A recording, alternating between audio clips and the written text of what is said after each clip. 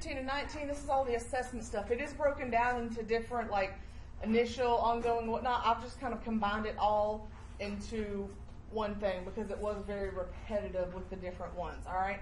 So we're going to go through this, talk about some different things. This will require y'all. There we go. Your objectives, key terms, purpose and goals, all that fun stuff, okay? Components of the patient. What all are the part of the patient assessment process? Scene size up, looking for your life-threatening injuries or problems, your ABCs. And so you can break it down just like kind of along with that medical sheet, right? With the medical sheet, it's good. It's a good tool for learning. Problem with that is it's linear. And it goes from point A to point B to point C with no deviations, no sidetracks, and no other routes. Real life's not always linear. All right, so this is not a perfect system, but I'm going to try to kind of correlate the two together to where it makes sense, so that way you can kind of understand why in lab with that sheet you're taught a linear process and how to apply those linear kind of ideas to a nonlinear world, if that makes sense at all. All right. So I'm going to go through there. The systemic approach or systematic approach, y'all, that is super important. If you are scatterbrained like me, all right, you're like a little bit over here, then you're like, ooh, shiny squirrel over here, then a butterfly, and then you're back and forth every which way. If you take that approach with your patient care, you're going to miss something at some point. So try to have an order in your brain and a step-by-step process that you do every time you assess a patient. And you're not going to forget anything. You're going to do your job. You're going to do a thorough evaluation, and you can legitimately say at the end of the day that you've done everything you're supposed to do. You know, if it ever comes back up to question. So make sure that you are doing a thorough, systematic approach there. If you get in my truck, if it's remotely anything, you're going to know EKG. It's part of my process. You're going to get an IV. You're going to get probably a blood sugar if there's anything remotely off about you. You know, ultramental status or just not feeling well, something. All right. Now, your core concepts here: understand the process, scene size up. What all is included? And I'm not talking about the sheet, but in real life, what you see, bless you, what is included in a scene size up? What are we doing? What are we looking for? All right. Why do we want to know that? Because they could get us too. Because it could become a problem for us. What else will it do, or could do? It'll tell us more about what's going on. It could tell us more about what's going on with the patient. If you walk up on scene and it's a paint transfer, meaning like they scraped, what is our expectation of injury at that point? Non-life-threatening, probably not super serious. All right, if you walk up and that car's rolled down an embankment and rolled over 4 times and the roof's caved in and the B pillar and the A pillar are about touching, what's our expectation now going down to it? Get lifeline. Say a prayer, get lifeline. A lot more significant, right? You might be more inclined to take more supplies with you down there or something like that. So that scene size up is really important. And those, we're like scene size up, mechanism of injury, number of patients, but those are important things to do, and we do them kind of automatically when you get used to doing it. All right. What about number of patients? Why is that important? Do I need to call for backup? How many patients can you transfer? 2. It depends. I have transported 4 patients in one ambulance before because I had 4 non-critical that all wanted to go to the same hospital. And I was the only unit for 20-something miles. And I gave them the options. I was like, we can sit here and wait for another truck to get here. It'll be about 45 minutes. Or you can all go in the same ambulance. And they're like, we'll all go in the same ambulance. If it's a critical patient, however, can you adequately take care of 2 critical patients? No. So it really does just depend on what that, those two tie together. Serious mechanism of injury, the number of patients you can handle goes down. Yes, ma'am. What if there's like another medic? Like, okay. This is probably Talking about like 2 people riding in the back? Yeah, like if fire It really depends. And I hate saying it depends, but y'all, in EMS, very little is black and white. Very little is just always this or always that, because there's always a little bit of bleed over, a little bit of, well, one little thing can make a difference. So, to try to answer your question, I have taken 2 patients before with another unit, another paramedic riding in. I've taken 2 patients before with another EMT riding in. Here's the problem. It all boils down to what's wrong with them. For instance, if they both need a cardiac monitor, can you take 2 of them unless you have another set of equipment with you, which usually you don't. All right, if they need IV bags, can I do 2 IVs? Absolutely. I've got enough equipment to do probably 5 to 10 IVs, as long as I'm hitting them on the first time, right? All right, so, you know, do I have enough to drill 2 patients if I need to drill? Do I have an airway equipment enough for 2 people? I could do a blind airway in one and tube another. I can't tube both of them with one kit because I've only got, well, I guess I could use a different blade perhaps, but, you know, that should be sterilized in between patients, so you can't use the same blade, so you at minimum would have to use a different blade. Ideally, the whole thing, handle and all, would be sterilized first before you use it. So, you know, it really just boils down to what's wrong with that patient. My other thing is, what is the setup in that back of the ambulance? Because I'm a firm believer you need to be able to sit down and buckle your seatbelt up. And people say, oh, how am I supposed to do this when I have a seatbelt on? How am I supposed to do that? You do your stuff and you sit down and you put your stuff where you can reach it. Because I've been sideways in an ambulance. It's not fun. Things go flying. You don't want to be there. You don't want to go flying. So you need to have a seat. So if you have a CPR seat, then that's the second seat. You can sit there and still have a patient on the bench seat, a patient on a stretcher, one of you in the captain's seat and one of you on the CPR seat, and everybody has a place to buckle up. If you don't have that, then one person's stuck standing. Does that, you know what I'm saying? So then that to me is not safe. Number one, it shifts the weight, and if you've got a single axle truck, that shifting of the weight can make a substantial difference in handling. But you don't have somewhere for they're going to be standing, basically just standing up there the entire time. I don't personally like that, because not only is it not safe for them, but if something happens, they could fly into me or my patients and just make a bad day or worse. So it really, I mean, there's so many factors that go into it. What type of ambulance we're in, what's wrong with the patients, you know, do we have enough equipment even with them to carry them? Another thing is, how far are we from other help? For instance, like with Montgomery County, all right? Let's say we're down in South Montgomery County. They do have a couple, at some point they had a couple of paramedics. They were ALS, so they had their own equipment. You know, we are 30-something miles from anywhere. And so if I had 2 critical patients on scene, it might make more sense to take them both and have have one of their paramedics ride with us, instead of waiting for another truck to come to you. But that's also why I'm a big fan of, if it sounds like you might need another truck, go ahead and get them on the way, because when you get there, if you don't need them, you can cancel them. But, you know, there's just a lot of different factors that boil down to that come into it and play into what your decision is. Right, I was just thinking, like, if there was like a paramedic, but they don't have an ambulance in. Yeah, no, and then in Montgomery Fire's like that. A lot of different places are like that. Opelika, where they have ALS and they have their own ALS equipment, but they don't transport, but they will ride in oftentimes. Right, like on one of my clinicals, there was this guy, and like they were already hooked up to like all of the paramedic stuff, so they just like took it all in the ambulance. And that happens, and So there's nothing wrong with that. Like you said about needing 2 monitors or whatever. Like, And there you was might. 2, like, And that's what I'm saying. Sometimes you may have it, and so then you could theoretically handle it. well, It's just a matter of each individual situation. Did they bring all of that? Do they have it all? Okay. Well, like in our situation, like it's a lot different up in Clay County than it is. Everything in Clay County is a little bit different. It's a little different. So, like we have lots of volunteers like in the squad that maintain their paramedic license, and we have lots of ambulances staged in different places. So there's always the 911 truck that goes out, and then if another one is needed, there's somebody that can go and get a different one that's usually close to wherever it is. So we never run into that situation really, because like it's just different up there. You've always got somebody else that can Always help. Yeah.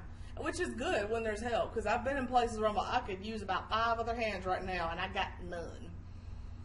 So, I mean, it is beneficial. You got to look at benefit versus outcome. And I've had some people in Montgomery and other places, I'm like, I'm good, thank you though. You know, because my thing is, if I need you, then absolutely. But if I don't need you and you want to ride in, that's fine. But if you're a butthead, you ain't getting back in my truck. I don't need you. And I ain't got time to deal with that. back up. All right, so primary assessment, what's the stuff we're looking for here? Checking the ABCs. ABC stuff. Secondary assessment. That's like Alert, oriented. That's your everything else, right? So that's going into those OPQRST, your sample, ruling out other things, i.e. if they're altered mental status. Okay, so secondary should include a check of the endocrine system because you're checking blood sugar. Should check neurological because you're going to check to see if there's anything there that could cause the altered mental status. Should check your cardiovascular because poor perfusion can cause altered mental status. So those are all the things we're just kind of double checking on to see what else could be potentially either the cause or going on at the same time. All right, history taking. What's history taking? Why is that important? So you know what's wrong with it. So you know what's going on with them. Y'all, most of the time, what's wrong in the past, if they've had this problem before, it's usually going to be something along the same lines before. If they have chest pain, one of my questions is going to be, have you ever had this pain before? Yes. What was it? If it was a massive STEMI and they got 4 caths, guess what? Probably having it again. You know, history plays a lot into it. If they have a history, let's say they're constipated, all right, and you're getting a good history, and you're like, all right, what medicines do you take? And they're like, Lortab, what'd you take that for? I had surgery 2 weeks ago. Have you been drinking water, taking stool softeners? No. Guess what may be the cause of their constipation now? Lortab. The Lortab. I mean, sometimes it's just that simple. Sometimes you can ask all these questions, you can get all the history, and you're just like, I don't know. And that's okay too. Sometimes you're not gonna know, but you want to get all this information. Another reason I'm real big on getting a good history is you may be the only one who's able to do so. All right, because there are patients that you will transport and they will either become altered or go unresponsive or try to die on the way to the hospital. And if you didn't get that information, nobody at the hospital is going to have that information. All right, so make sure you actually go through and do this. What's the purpose of a reassessment? Make sure they're not dead yet. Any changes, good or bad. Okay, sometimes you can do everything 100% right and people still get worse and die. It happens. Sometimes you can do everything wrong and they still get better. I mean, people do weird things, but you need to know if there's a difference. So one of my things when I tell patients, I always tell them, I want you to tell me from this point until I deliver you to the hospital if anything changes whatsoever, if you feel better, if you feel worse, if anything new happens, any difference whatsoever from right now, I want to know about it. All right, so I can reevaluate if need be. We're also looking with reassessment, any of our interventions, have they worked? Okay? Not only have they worked, but are there any problems? For instance, let's say you give a fluid bolus to a slightly elderly person. What's something you really want to reassess pretty frequently with a fluid bolus? Make sure you aren't having caused pulmonary edema. Lung sounds. Lung sounds, because you can cause pulmonary edema, especially if they have a history of a cardiac issue. So you want to reassess to make sure that your thing that you're doing is not harming them as well. Does that make sense? All right. So reassess, reassess, reassess. Anytime you have a patient who changes level of consciousness, reassess from the get-go. Go back and start your primary over again because something substantial has happened. Either if they wake up and they were altered, or if they were altered and now they're unresponsive, or if they were normal and now they're altered or unresponsive. Always go back up to your ABCs and start over again, almost like it's a new patient. Okay, because something substantial has happened. Life threats, why is that important? Because these are things that will kill them pretty fast. So when we're looking at life threats, we're looking at things that are going to kill them in the next 5 minutes or so. All right. Critical versus non, I feel like everybody has a pretty good hold on that. And critical, ABC, problem, or shock. All right. Yeah, Band-Aid versus tourniquet. Good way to put it. All right. Assessment-based management. This means that you have to do a good assessment, and what you do to that patient is going to be based off of your assessment. If you decide you're going to give Zofran, what made you decide to give Zofran? They had nausea or vomiting. All right. If you decide you're going to give Narcan, they had signs of potential overdose. Right. So all of these things you're already thinking about and doing. It's just putting them in terms a slightly different way. All right. Clinical reasoning and problem-solving decisions. You will hear people say, "You don't diagnose." You do. You do. We don't make a definitive diagnosis, meaning that's what gets stamped on their paperwork and they get discharged from the hospital with. but you are making a diagnosis. You're making a reasonable, informed opinion of what is the most likely cause for you to treat this patient. You have to. If you don't, then you can't give any kind of medications. You don't know what to do. You are making a diagnosis. All right. Now, the differential diagnosis approach. With this is something probably a lot of people do and don't realize it. But when we mentioned before about like making bets, like, all right, they're unresponsive. I'm gonna go with blood sugar. All right, I'm gonna go with overdose. Winner buys dinner, or loser that buys dinner. Whatever. So you're kind of already doing your differential diagnosis. So if we get called out, let's say we get called out for unresponsive. All right. What are some things that could be cause of unresponsive patient? Drunk. Right? Drunk. What else? Diabetes. Drugs. Diabetes. Head injury. Is that Yes, drugs, head injury. Steroid power. Oh, you're going too fast now. carbon monoxide. What'd you say? Steroid power. Exercise. So dead. Well, Do you use carbon monoxide? yeah. Heat. Maybe. Heat. So we'll just put environmental. Having a stroke?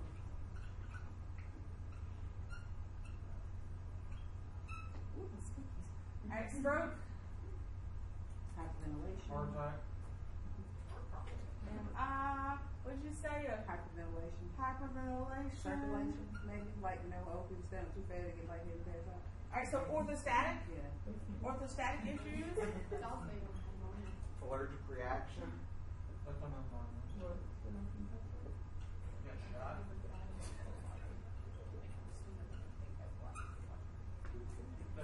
Suicide? Yeah. Dead. Shot?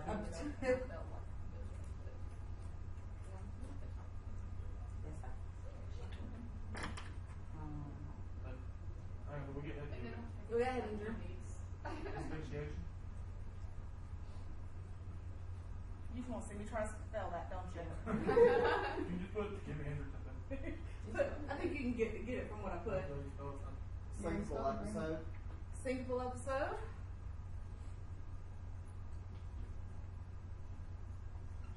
That's passing out, right? Mm-hmm. Yeah. So wouldn't that be the That's same thing as like Like circulation? Not Right, so that necessarily. Oftentimes they are related, Mhm. but it's not always the cause. Well, I don't mean like just it's a circulation problem, but it's the same thing. It's just when they pass out. Syncope is just they passed out. Yeah. Orthostatics is a specific reason they passed So that out. would be the Holy Ghost at the church. Could be.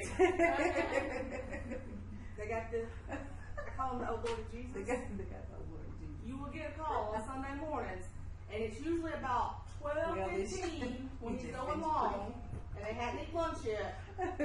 Long-winded. He's long-winded, and old ladies will hit the ground. And they never will go to the hospital, but you're going to have some strong prayers.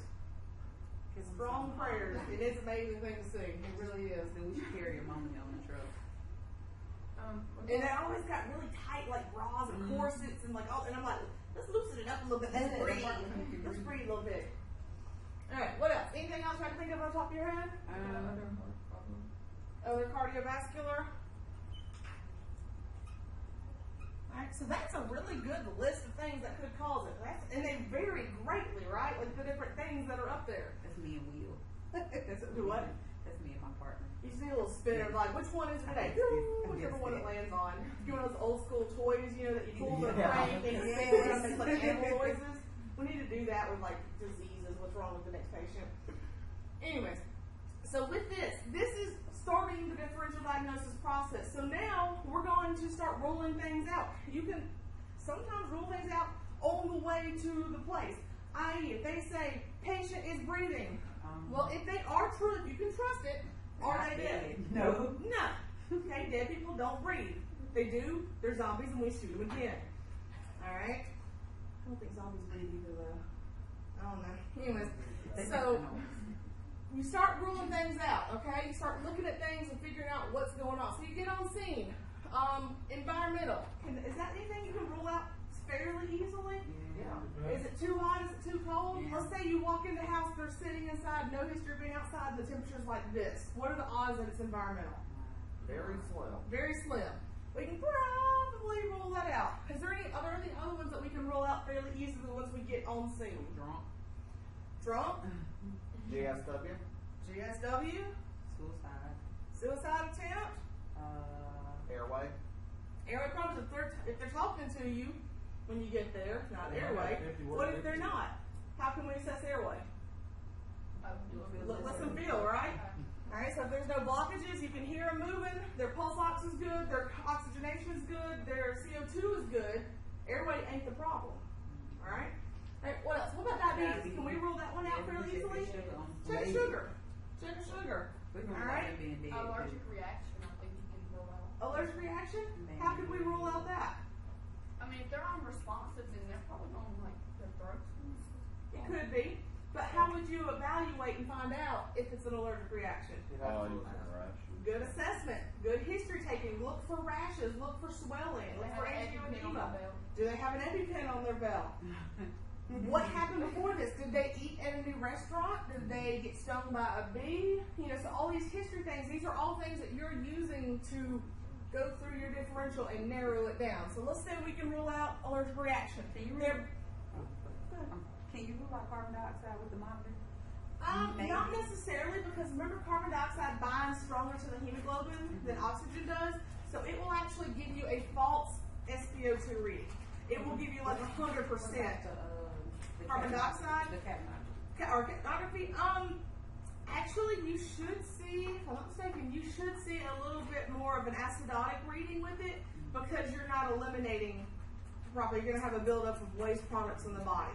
So you should see a little bit of that. Now the form itself should still be the same, because you're still moving air. It's just not moving everything that needs to be moving. But if they're out in the middle of the woods and they're not anywhere near, Yeah, if they're outside or somewhere where it's, you know, they're not in a garage with the car running, or in a house that's just you'll get a lot of calls related to this when people start turning on their furnaces and heaters and things like that, beginning of the first cold snap. You also tend to get a lot more structure fires in that first couple of weeks when you get a cold snap, because people start using ovens to heat their houses and burning fires, and they haven't had their chimneys checked, things like that. But yeah, you can probably rule that one out fairly easily with environmental. Hyperventilation. Okay, or if you've got multiple people at the residence or the location, and only one of them's having the problem. Yeah. Yeah. All right. One of the other signs here is that cherry red skin. That's a late sign. If you see that, they have a definite problem, and it's been a problem for a little while now. All right. And what was something somebody just said? One. Hyperventilation. Hyperventilation. Okay. How can we check that when we get there? Their breathing, the way they What's their rate, right? The other signs and symptoms associated with hyperventilation: that tingling, numb sensation, with cyanosis around the lips. All right. So if you don't have any of that, we can probably rule that out. MI or cardiovascular problem. All right. So how could we rule out those? Well, I'll say EKG. All right, do an EKG. At the advanced level, you can't do an EKG. So it's going to be a little bit harder for you at the advanced level. Now, for paramedic level, you can rule out the likelihood. You can't absolutely rule it out, because there are MIs that don't cause changes in the electricity.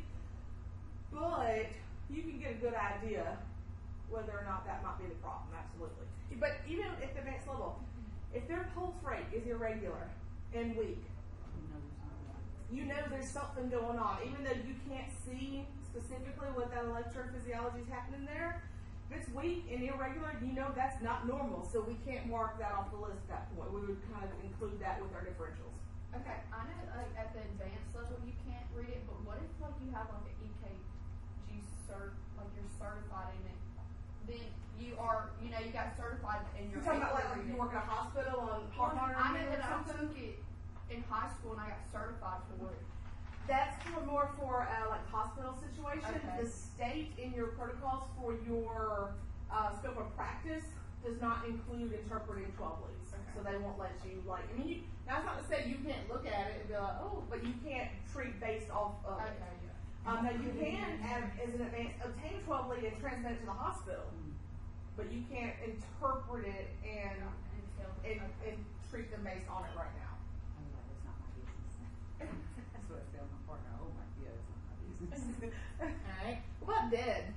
Oh, I thought we Yeah. ruled that out at the beginning. That's the one we rule out pretty quickly, right? If they have a pulse, they're not dead yet. And Maybe tell me we we're get checking for there. all of this and they're They're not good. Drugs, history, presentation. Yeah. You can't 100% rule it out, but you probably get a pretty good idea if they're not by themselves. Right. All right. Head injury. Visible. Potential visible. You may have invisible head injury. Yeah. History. You know, if they were in a car wreck 2 days ago, I'm not going to mark that one off. You know, if they fell out of a tree stand, I'm not going to mark that one off. All right, seizures. Ask them if they had one before you even got there. Did they have a seizure? What's a seizure? They like shake and lock up and look really weird. Oh yeah, they did that. Better be like on my last shift, we got a call for a seizure, and I'm like, so like I always, and I've just been like this since I've been in EMT. I'm gonna always ask my medic, so what do you want to do? What do you want me to do? Because he know I have brain flash from time to time. So he's like grabbing the medicine, and I'm grabbing the stretcher and stuff, and we get in there, and like the man is wrapped up in a blanket, and he's just like this. You know how disappointed I was when I walked in, and I thought I was gonna see a real seizure, and so And you will get people who say it's a seizure and they're just shaking. turn Turn the air off. I mean, you get a lot of different things. What if they're not actively seizing? What would we be looking for then? Just rule it in or out. Post-ictal state. All right, so they may be a little post-ictal, which is normal following a seizure. All right, so we could probably rule that one in or out fairly easily. Stroke, Yes. You looking for history, symmetry? presentation, perhaps. The stroke. Yeah, All that's right, go in your stroke scales. Orthostatics, get a good set of vital signs that we're sitting there with. All right, syncopal episode. What happened? Did they hit the floor? Did they just go and lay back on the couch? You know, what happened? What about asphyxia? Yeah. Are they blue? Are they purple? Do they have a line of demarcation? You know, history, what happened here? So most all of these you can rule in or out fairly easily, and that's all you're doing with the differential is you're going through and going, what all could happen? What all could be causing this? And you're going through and systematically checking these things off. Do this on every call you go to. Like any legitimate call that you're going to, you get called out for something, think to yourself, what could be the cause of this? You know, if it's unresponsive, if it's seizing, what are some things I need to be looking for or concerned with? Are there any things here that could cause us a safety concern for us? Drugs, drunk, GSW, head injury, carbon monoxide, environmental, suicidal attempt. Y'all, if somebody is suicidal, consider them to be also homicidal until proven otherwise. Not everybody is that way. But in the essence of safety, overt safety, some people will take out somebody who's in the way of them obtaining their goals. Alright? And if you were there to stop them from doing that, you could become an obstacle they need to overcome. Have you ever Alright. done that? Not really. I think it's like Yeah, the way people we had a do dude who was it. trying to hang himself one time, and he tried to whoop the deputy's butt when the deputy was pulling him down off the road. Are you accused of? How can I help? I'm gonna turn the other cheek and look this way, and then I'll turn around. Our job is to be there to help take care of them. Most people who want to commit suicide are not in their right mind at that point in time because usually it's not the best option. But some people in some situations do feel that it is their only option. All right, so a little bit of compassion goes a whole long ways with it.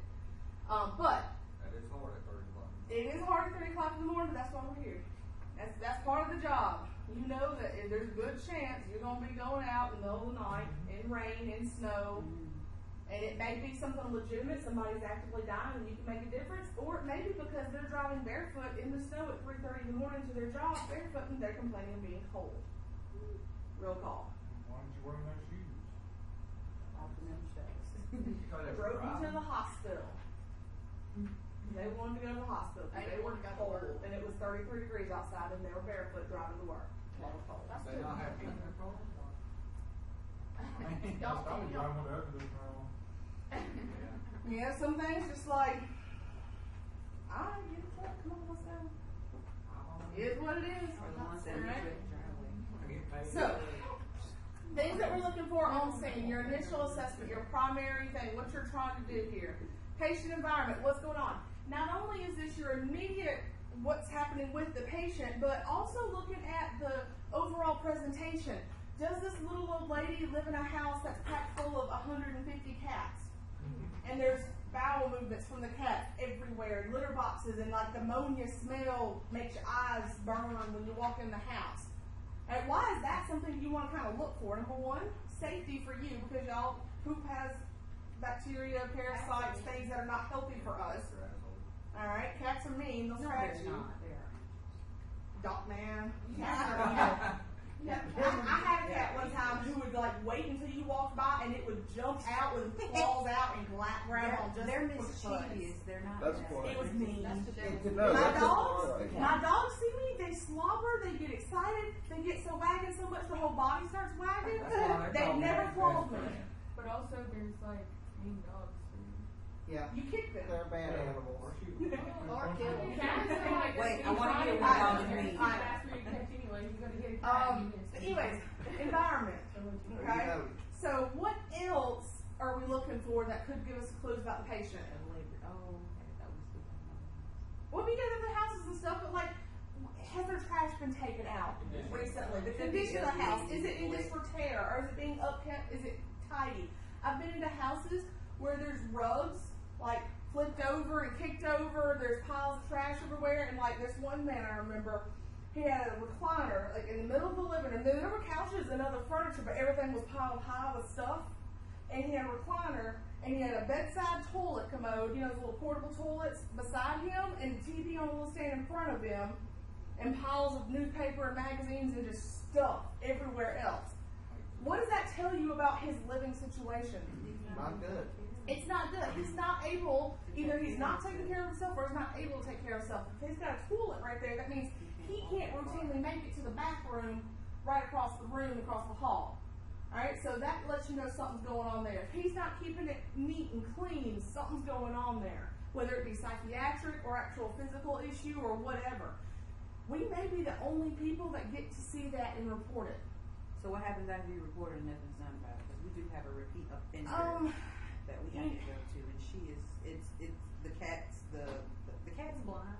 Ideally, DHR would get involved to see if they're able to help themselves, but you can't make them, if they are of sound mind, you can't make them accept help or help them if they don't want it. Do stroke eliminate sound mind?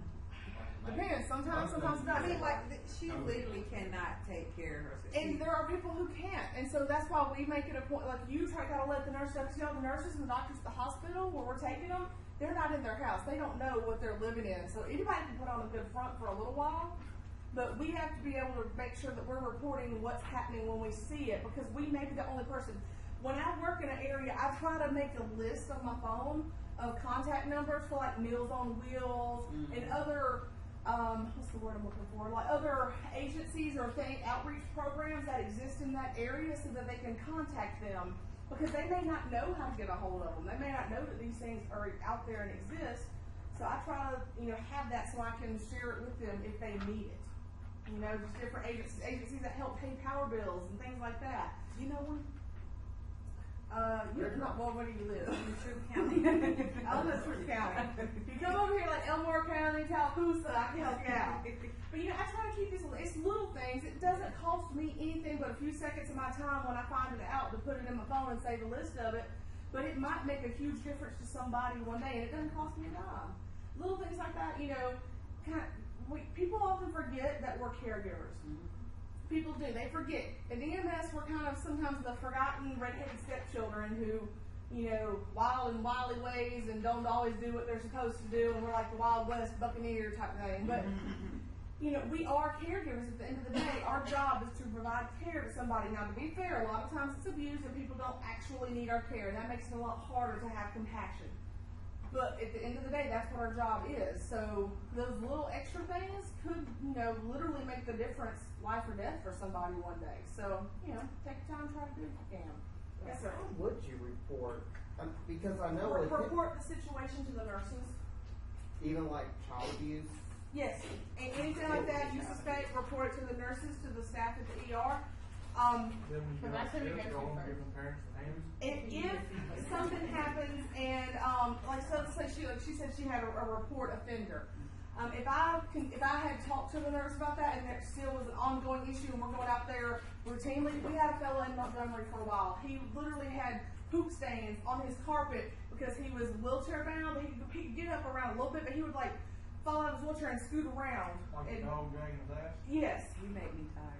But he was a particularly difficult case because he was mean. He was not nice, so it made it hard to want to help him. But eventually, he would call so many times that we had to get law enforcement involved because he would call multiple times a day, daily for week stretches at a time. Then he might disappear for a week or two, and then he would be right back at it again. So you may have, depending on the situation, you may have to get with your supervisor and see about how to go about officially reporting to DHR or something like that. At the end of the day, you can't make something happen, but you can try your best within the parameters of what you're allowed to do legally. Alright. Alright, mechanism of injury, talk about that, potential injuries, safety devices, all that stuff. Extrication time is important, especially if you live out in the boonies, because how long is it going to take to cut them out? It could take a while. 2 hours, 3 hours. I've been on the side of the road. I normally, I'm not a super big fan of flying folks just because I know that's literally a life-altering amount of money bill that you're going to get at the end of it. And I think people are really quick to fly people because they don't want to travel with them for a fair amount of distance. But if they need it, I have no qualms. I will call a helicopter in a heartbeat if it will benefit the patient. And if my child or my husband or myself needed it, then I guess I'd pay like $25 a month for the rest of my life if that's what it takes. But, extrication time, even in larger areas, could be a thing. I answered out on I-85 with the fella that decided to play chicken with the 18-wheeler across the interstate. He lost. He was pinned in. It took Montgomery Heavy Rescue, who, I will give Montgomery props on this. They have a very well-trained fire department. They train and train and train and train and train and train and train and then train some more. And it took them 45 minutes to cut this guy out. And some of the best extrication. So it may take a little while. So if you know it's going to be a long extrication, maybe call, see if you can get some stuff, or maybe a helicopter or something else might be beneficial for them. All right, yes, sir. Aren't there? Because I know there are some units that have it. Are there critical care ambulances? There are. I know CARE has one that rides out of Montgomery sometimes. Haynes oftentimes, well, they don't have a specific critical care, but they will, if the weather's not good, sometimes they'll put the flight crew on an ambulance, and then that's a critical care unit now. But yes, some places do have critical care units, and oftentimes their scope of practice is a little bit expanded from your regular paramedic scope of practice. What would be the decision point? Transport them in my ambulance with paramedic, call for a life flight, or call for Risk critical preference care? benefit. Alright, so if it's bad weather, helicopter's off the question. They can't fly unless you're like Fort Rucker, you got the military folks will fly in anything. Alright, so if bad weather, that's out. If you were 30 miles away from that critical care truck, it's probably not going to make sense when you're on scene to wait for them to come to you when you can start going to meet them. And that's what you just have to look at is what's the risk versus benefit? What's the risk of me waiting for another truck or going and meeting them? What's the potential outcome? Is it going to benefit the patient? Is there anything they can do? And that's kind of what I look at for the calling a helicopter or anything. Is there something that needs to be done for this patient that the helicopter crew can do that I can't do for them? I flew a patient one time. He was extremely combative. He was intoxicated on some drugs, and he wrecked and had a head injury on top of all of it. Later found out he had 3 or 4 pelvic fractures. He had a brain bleed, a skull fracture, some broken ribs, a punctured lung, and some other little odds and ends. But, he was so combative, I couldn't do anything with him because he was fighting this. And so he needed to be sedated and intubated. And so helicopter, my friend, that I need the helicopter that I can't do that. I can't put them down. Not put them down, that sounds terrible. I can't put them to sleep by myself in the ambulance. So, it's all based on what can they do or add to the situation without causing detriment to the patient. And it's a balancing game. It goes back to that black and white thing. Nothing is ever black and white in us.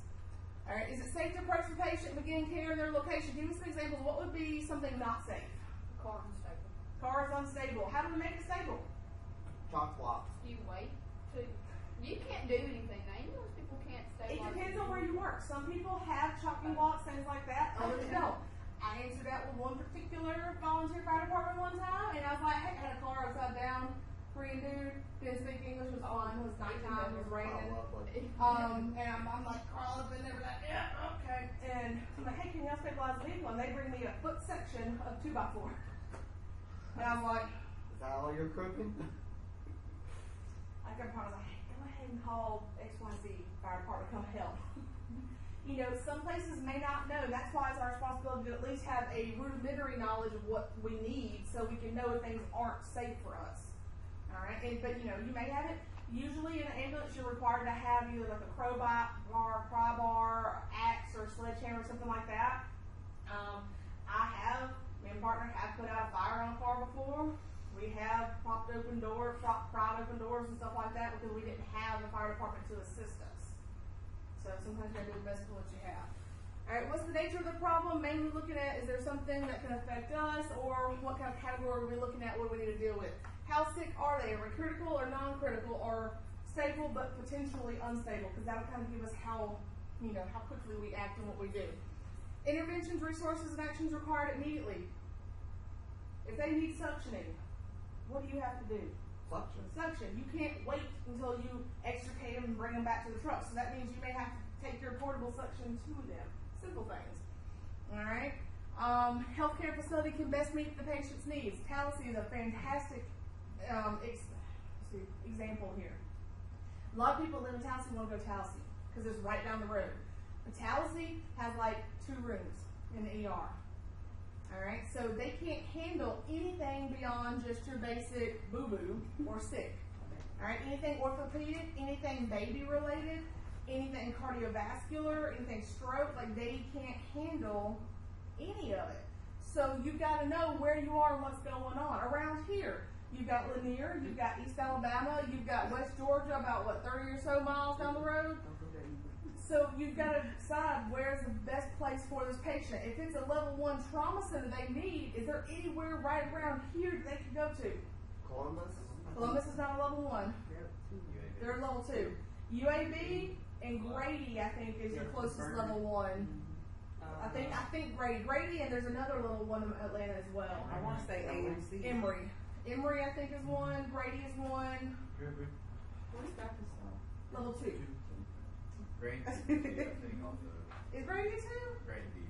Oh, Grandview. Okay, yeah. They have a nice EMS place. Y'all ever go to Grandview? My flight crew goes up there, and they fly and whatnot, and on top of the highways up there. They make so much money off the rich folks, and the doctor's office there just through.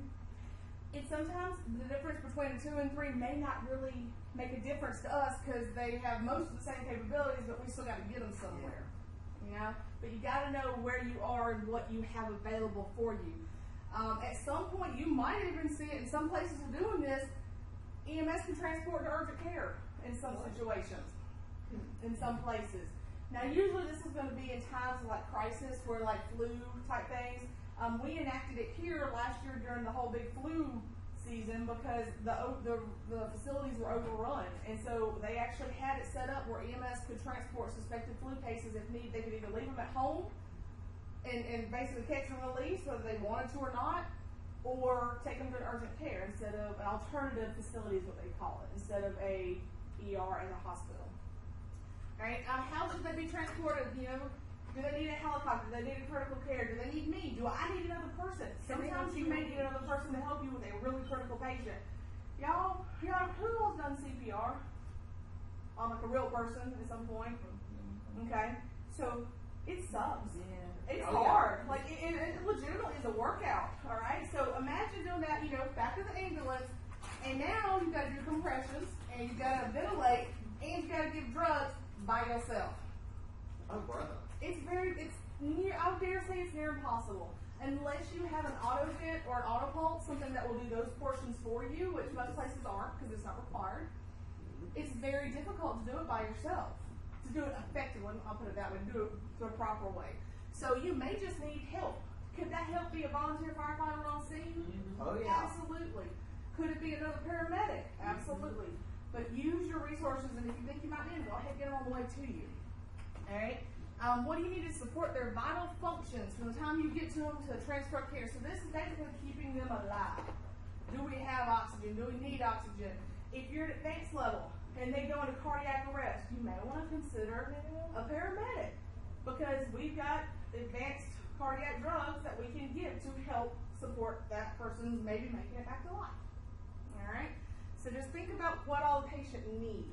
Alright, and then the stable, improving, or worsening. We're always reevaluating. Are they staying the same? Are they getting better? Are they getting worse? Like I said, some people get better no matter what you do. Some people get worse no matter what you do. But you still got to be evaluating for it. Alright, we're going to look at this, then we'll take a break. So, what are your thoughts? Can y'all see that okay? Or do I need to like... No, that didn't help. There we go. Don't get used to it. I want y'all snoring. Yeah. Alright, what are your thoughts about that when you see it? What are your thoughts? Besides, oh crap. What's in the container? Alright, so what's in the container? I'm so glad you said that first. I have placard up on it. Because that's a very important thing. I want to know what is in that container, and is it something that can hurt me? How would we find out? Or no hazmat. Placard on. So- There's no placard. Alright, so if it were a hazardous material, right there, that's that little kind of rectangular diamond thing, see? There would be a placard of some sort that told us what's in there. Okay? We could have a leak in fuel, but we know how to work with that, right? It looks like it's a divided highway, it's a divided highway, so there's multiple lanes of traffic. You don't know if it's blocked off properly. Alright, so you've got a divided highway, you've got multiple lanes of travel. Is the lane, I see lots of cars kind of lined up down that way, so is this lane, is it properly blocked off where somebody's not going to come and hit the scene and hurt you? Absolutely. What happens when everybody sees a wreck on the interstate? They go stupid. They go stupid and everybody's looking, and you usually end up with more wrecks on the other side. People have crossed the median before looking, because I drive where I look, so I can't look, because if I look, I'm driving that way. But people will drive over and cause problems as well, so you gotta be real careful and pay attention. What else do we want to, or do we notice, or what do we want to know about, or? Possible extrication. Yeah, blue cars. Alright, so possible extrication might be needed. The driver. Looks like the driver of the big truck has already gotten out. Yeah. Somebody lost the tire. That's I like think it's, yeah. Big truck. Pretty sure Front they tire. Okay. What else? I see a car here. I see a car here. There's possibly cars on the other side. There of that might be truck. other cars because the front end of this car is crunched up too. So it may have been from this or it could be something else. So we've got at least 3 vehicles involved. How many patients do we have? At least 3. At least 3. Could have more. I've seen 2 or 3 people in these before because a lot of them are like over the road, like sleeper cabs. They may have somebody with them. That's an SUV. They could have 4. My SUV will hold 8 people. That will hold 5, I think. You know, some of them will hold 5, 6, 7, 8. Just depends. Or you could have people just sitting in laps. Or you Yeah. could have people sitting in laps. That car probably could hold at least 4, if not 5, technically. You know. Yeah. All right, so you could have 10 to 15 patients, or you could have 3, but you got at least 3 because you got 3 vehicles. I need additional resources.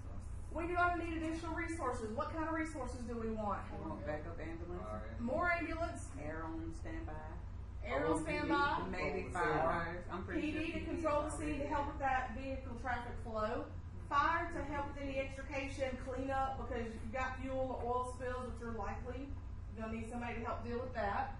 What else? Possible if he isn't showing hasn't moved all his placards where it's showing what's in the container. There may be a hazmat placard showing on the other side, so I may need hazmat on Fire scene. EMS, fire can take care of that. Yeah. depending on where you're going. Depending on what it is, fire probably can take care of that, but Just drop it back and find out. they should have the placards properly displayed because the ramifications for them if they don't are massive. Yeah. They're massive. They get big. Now that's not to say people don't still go around the law. Keep in mind too, especially when you've got multi-transport trucks, and when I say that, it's probably not the right term, but like Walmart truck. Alright, Yeah. it's a semi-trailer for Walmart. They don't have to have. You don't have to have placards on some of those, and they may have some really dangerous stuff in there because you have to have a certain amount of the dangerous product to have to put those placards on. So if you're below that threshold, you can still transport it without the proper warning labels. So you do still want to kind of be careful there. Alright, so a lot of different things that we want to look at, consider what's the best way to get to this patient. If you're coming up behind this and you know that lane's blocked off, are you going to be able to get to that wreck behind it? No. More than likely, you're going to have miles of interstate traffic stopped up, there was nowhere to go. Driving on. So you may have to go past it to the next exit and then come back down where the road's clear. Mm-hmm. So, you know, I have had to park on the other side of the interstate before because I couldn't get to going there without it being like another 20 miles down the road. And where we stopped here and just stepped over the median and had to have help getting the stretcher and backboards and everything across. You know, you just got to look at the situation, see what's going on with it. All right, take a quick break, stretch, pee, get a snack, and then we'll keep on rolling.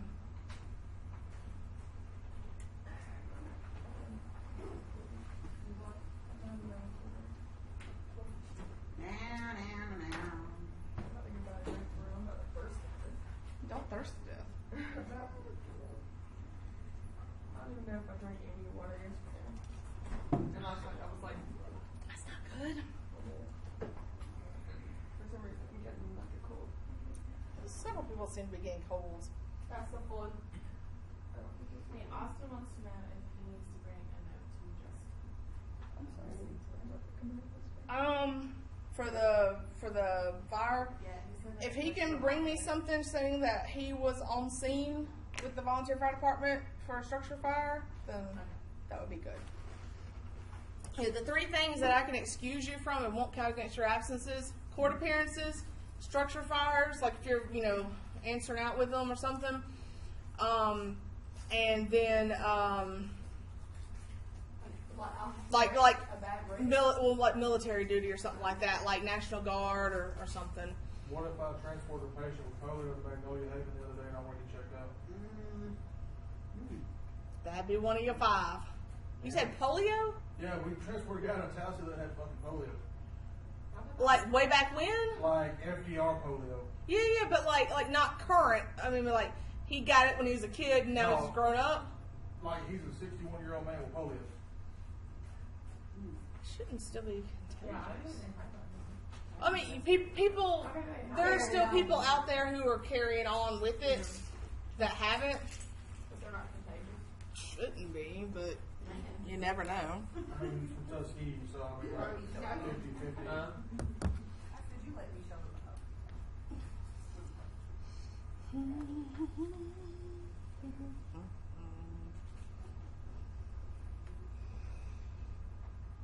It's hot in here. You want to see a number one text I can do this one? Sure.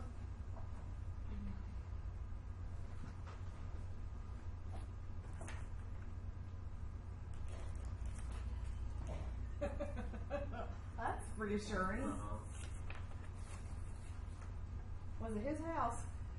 Wait, want me to see it?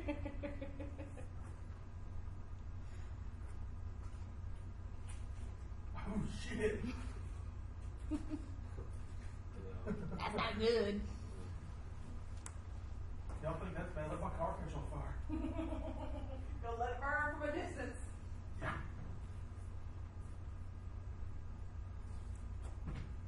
Was if they get any of the ammo out of the house unarmed? I don't know. You should find out if they did before you tell me. Just text somebody.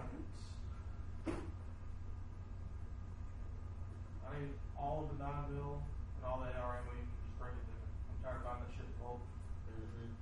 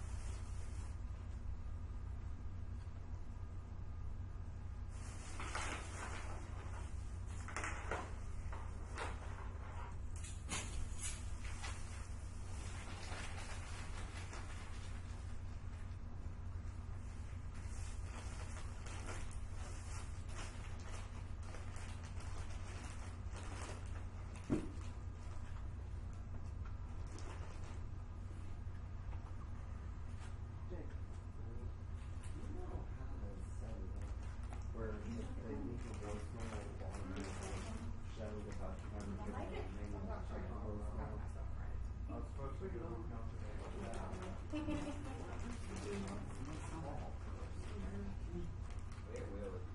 that reminds me about the scrubs. Mm-hmm. I was just asking about them today. What about? I'm trying to make a trip. You said they have to have the Southern Union? Mm-hmm. It's gonna have that logo. Miss Betty's or whatever her name is does it, Yeah, they look good too. and So Unique in the USA Town Center or whatever. Exit. It's not 64. It's the next one. Like you. No, it's on for like 62, I think, something like that. Oh, I'm going the wrong way. Yeah, other way. Yeah. But you go down that way, and it's 280 west, or I'm sorry, 280 east. Or you get off. There's like a Cracker Barrel there, some gas stations, a Red Roof Inn. Yeah, so you need. Well, they only initial the top. If you Google it though, it's there. They don't sell them at Southern Union? They do, but you're gonna pay a lot more for them. Yeah. So I need to just buy some black ones. Yeah. Oh, so I can't buy black ones and let her put the thing on it? That's what I would do. Now Betty's has some good scrubs too. I I don't know price wise. I know Bailey's high. You can work it out, yeah. Yeah. Well, I was gonna say, like, So Unique has some, but they have like a a lot of like they have like one of these. but I mean, you can order them on eBay and just take them by there to get them embroidered. That's not an issue. They can come as long as they're black scrubs. Speaking of Ethan, did you ever get yours? What's the other one? Did you ever get your scrubs? You find your stuff? Yeah. Yeah, I just gotta get the top. Okay. And hey, remind me to talk to you about the Haynes Chronicles. I sent you that message. Did you get it the other day? No? No, Mark say something? Yeah, they've got to have a dedicated third person on the truck that has to be an on-the-clock employee. That's, you know what? I'm being working on Friday, and me and everybody have to fucking talk. That's what he said. Well, Mark, I'm gonna have to talk to Mark. Well, you do what you do, but on my end of it, Well, me and he Mark- said that he could like those days were fine, but he can't guarantee being on the truck with Mandy. So if you want to do those days, that's fine. I can put them down. If you don't, let me know what days and. No, I'm still gonna do those days. I'm gonna talk to Mark Friday when I'm down there. All right, I'll put you down. Let me know what time. Have him send me a time, because he didn't send me a time. Yeah, me and Mark will talk about it. All right. That's on my mind now. What? What's the other good brand of scrubs? Not Grey's Anatomy. Urbane or comfortable? Not those. I'm trying to pick one. Now, my favorite scrub bottoms are aviator scrubs. They're a little more expensive, and you got to order them offline. I've never seen them in a store, but they have all the pockets on them like our BDU pants do. And they've got a drawstring belt on it.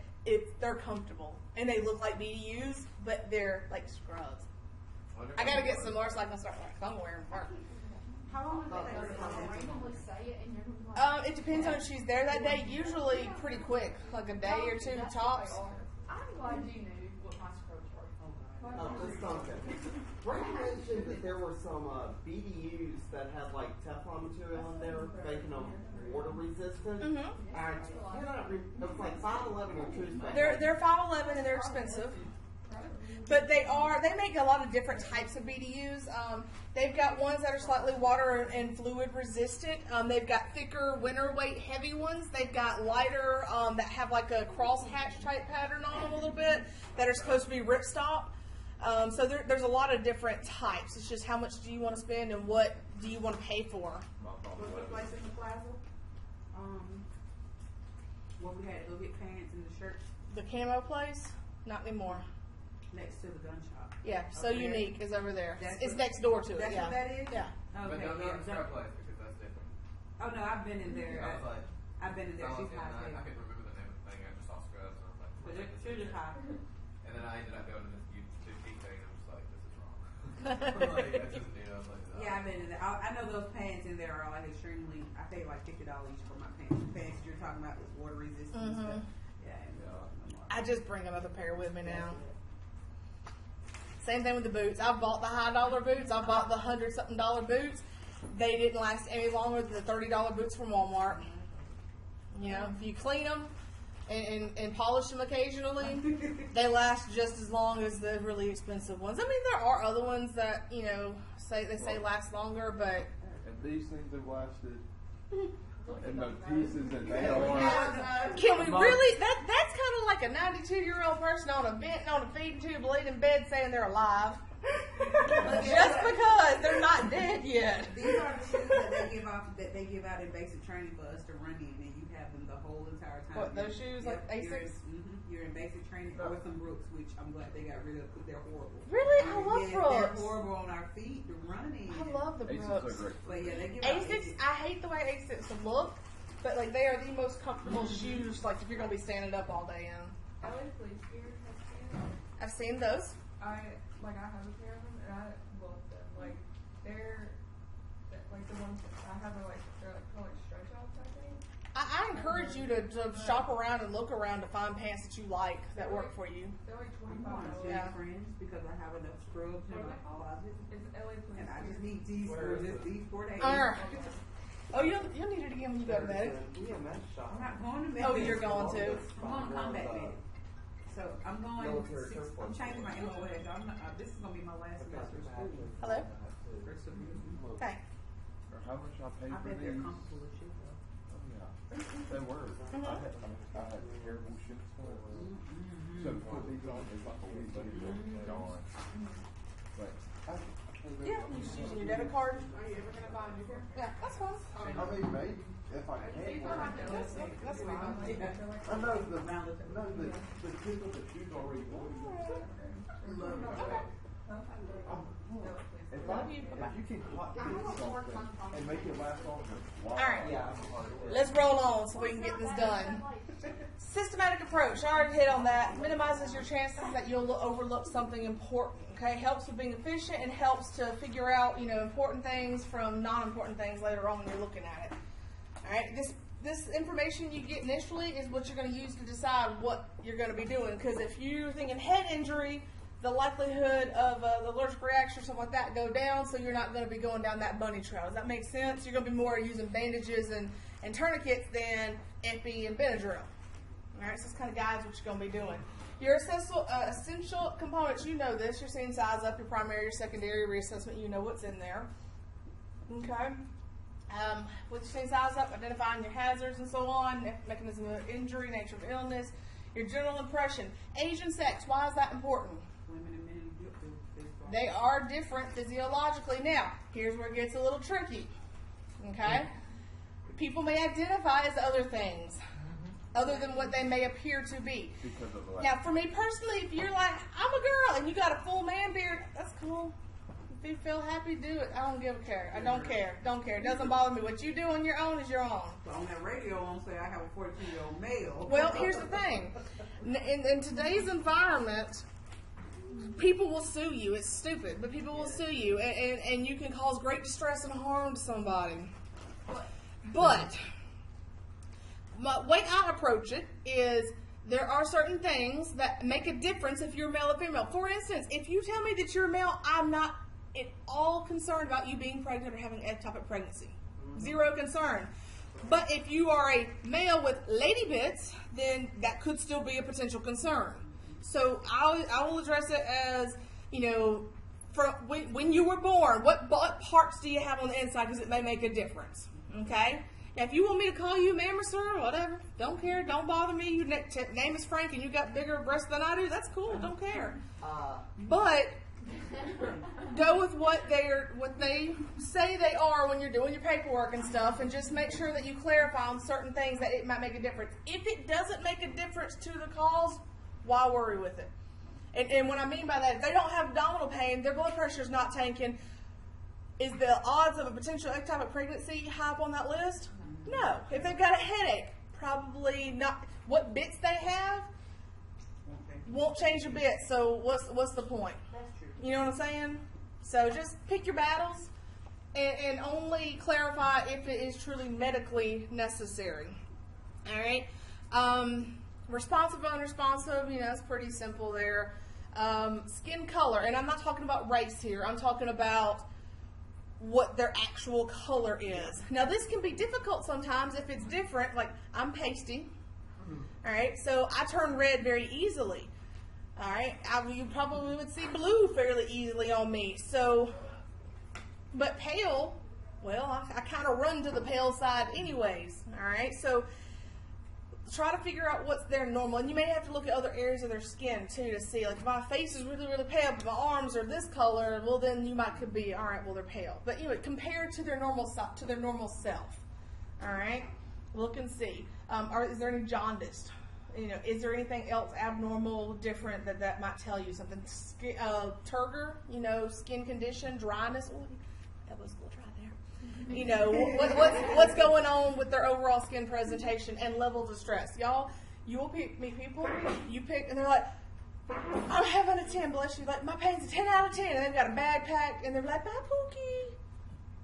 And they're standing there waiting on you to get there. Most time, I'm not going to believe that's a true 10 out of 10. The people that are and don't really want to talk or move or do much, I'm much more likely to believe that 10 out of 10. So, and this gets easier to decipher over time, kind of what's legitimate and what's faking it. At the end of the day, they're still going to treat them the same. Kinetic energy is just your blunt or penetrating traumas. Energy's not transformed. It's just, it's not started or created or ended. It's just transformed from place to place or thing to thing. Your blunt force is anything that impacts without breaking the skin. Penetrating is breaking the skin. What type of injuries are you more likely to see with blunt force? Baseball bat. Well, could be. So broken bones impact things like that. Oh, you mean like that? Yeah, like injuries to the body. All right, and versus penetrating, which you may have lots of ruptured organs, torn muscle, vessels, things like that. Does that make sense a little bit? All right, what do you think about that? What are your thoughts, concerns, questions? They got rear-ended hard. Do what? It's life. Why would we want lifelike? That's a hard hit. That's a pretty significant hit. That could have some significant internal injuries associated with that, especially if they're not wearing a seatbelt, right? It looked like Internal they were going, injuries like on the interstate or something. So They're on the fast interstate. speed, high speed. So it's probably high speed. Unless they were in Prius. Is that a Prius? Yeah. Little Wait, car. That looks like what is a Prius? It's a What- Toyota. It's a Toyota. That's a Toyota. I can Yeah. see the Toyota emblem. But I don't think it's a Prius. If it is, No. then because That the looks Prius like has a, that double. Corolla. Yeah, it looks I more mean, like a Corolla yeah. or something. Other small vehicle. That's not quite as fuel efficient. So I almost said that's a Camry. Like Prius. I don't know. It's a little Toyota. It's a little Toyota. either way, I'd go with what they're doing in fully spinal package. All right, so spinal packaging based on mechanism of injury here, I'd say is a pretty good given. All right. How many patients were there? There are Looks two. like two. Patient in the front versus patient in the back. If you've got somebody that was sitting in the back seat, what are the odds of significant injury versus the front seat? A little bit higher because that's a substantial impact. My point being, things like this, you should go, ooh, that's not good, and have that higher threshold of like, something's probably going to be wrong with them versus, they're probably all right. A little 4x4 on there. A little tape will be all right. All right. I want to know where the other vehicle is. Yeah, me too. Well, maybe Because if they did that much impact to the back end of them, what does the front of their vehicle look like? You know? Could that have been hit by an 18-wheeler? Look at how the damage is. It could be. It could have been. Most 18-wheeler hits on like a freeway, they crush the car because like they're so heavy. Like, They're going like It might have been like just like a I mean, there's no think about this. I've seen new trucks. Most new trucks now. You're talking shoulder high, and I'm 5'9", 5'8", 3/4", somewhere around there. Stretch out a little bit, depends if it's the beginning of the day or the end of the day. I mean, there's trucks out there that the top of their hood is shoulder level with me. They're big trucks. for no reason. I mean, Yeah. And they ain't never pulled a trailer or gone through mud. Worked in no time. Yeah, you better Make all the noise. All right. So primary assessment, level of responsiveness. What are our qualifications here? What are we judging on? What's our scale? ACPID. All right. Alert, verbal, painful, unresponsive. Y'all don't try to beat them up on unresponsive or responsive to painful. Sternal rub will, in fact, oftentimes get them up if they're vacant because it hurts. But there's other ways too that don't look quite as grotesque. Fingernails, tender. You take the edge of a pen and press down kind of hard right here at the base of that fingernail, and they're not expecting it. It hurts. All right. Stings. I mean, try to do it like you're not doing it to yourself, so you're not like, but like if you're doing something like, ow, Their shoulder. yeah. Pinching the shoulder right here in the trapezius, you get that real good. Pinching, yeah, this is the sweet meat, but you gotta get a little pinch on that. Yeah. Big pinch on the shoulder, little pinch on here. I personally like the eyeballs because most people freak out if you come near their eyes. So if you're like this and their eyes, like they go like this, people are gonna react if there's any responsiveness whatsoever. And just a little side note, this is not proven, this is just a Jessica finding. You know, if you can touch your eyeball, usually they're not going to have a significant gag reflex. So usually they can take like OPA or something. In my personal experience. We had a cat in Chicago about 3 weeks ago. He was just sleeping normally. No OD, just this old cat. They stuck, monkey probably took a monkey caps in his nose. And didn't wake up. No, he started rubbing everything. He woke up like, what are y'all doing in my house? I was asleep. And some people just sleep really, really hard. Or drink or whatever, you know. If they're taking, like people taking, like if they take Ambien especially, or some other sleep-inducing medication, they could literally be like dead to the world, and you can't wake them up. And I was very concerned. Something else you got to worry about with drugs, you know, not knocking drug dealers, but they're usually not the most scrupulous people because, you know, they make their living by doing an illegal activity. What's been done to this drug since they've gotten it? Has it been cut down? Has it been mixed with other things? Has it had chemicals added to it? So it's not usually the drugs itself that give me the most concern. It's what they've been mixed with. Rat poisons and different, like, fentanyl, other kind of veterinary medications. There's a lot of things that can be put on the drugs that can cause, you know, so they're like, oh, I just smoked some weed. I don't know what's going on. But it was laced with organophosphates. You know what I'm saying? It's like that oftentimes can cause a big problem too. And I just don't understand why these people won't go to school for science or something. You can do all of this illegally, just like They make money. In this particular situation, I wasn't worried about being laced with anything, but he was already drunk. Go to sleep. All right, so your priorities for patient care. I'm sorry, life threats. What are the life threats that we're looking for? And this should take about 30 seconds, top to bottom. airway bleeding. Airway and bleeding. All right, so airway. Are they moving air? Are they moving air? Are both lungs inflated and moving air? No. We're not fully involved in what rhythm. You know, we're looking for regular and present. Not is it, you know, is it rails, is it crackles, is it wheezing? We're just, is it there? Okay. Also looking as it's funky. Also checking the chest wall for integrity because a non-intact chest wall is going to impede ventilation. So flail segment essentially. All right. Any holes, cover them up. First thing, gloved hand. All right. Then we're coming down. We're checking the pelvis. We'll make sure we got a stable pelvis. Femur fractures are not present right now. No other bleeding done. Just like that. What kind of bleeding we're looking for? Arterial and venous. Not necessarily venous, but arterial typically is what we're looking for. But this is something that's copious amounts of blood, so we're like spraying blood out type of situation. All right, a little cut, a trickle, even a little river. I tried to combine the two there, it didn't work. Even a small, you know, a more moderate amount of blood, but that's not just pouring out. Is not immediately life-threatening. Now, I'm not saying you ignore it. You're going to come back to it pretty quick like, but you're going to roll on through and find those immediate life threats first. All right? Priorities for patient care and transport will always be safety first. Your safety, your partner's safety, your patient's safety, bystander safety. Then we're going to look at ABCs.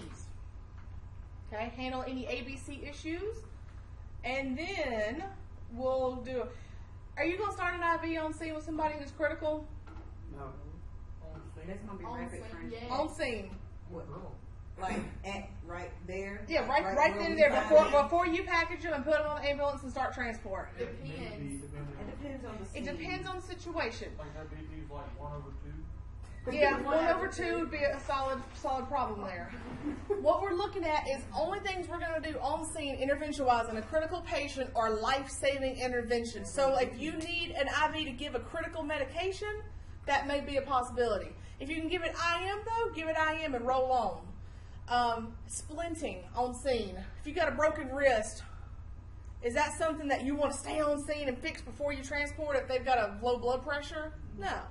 So just make sure that you can differentiate between life-threatening interventions and non-life-threatening interventions. And most of the time, truth be told, IV is not going to be a life-saving intervention.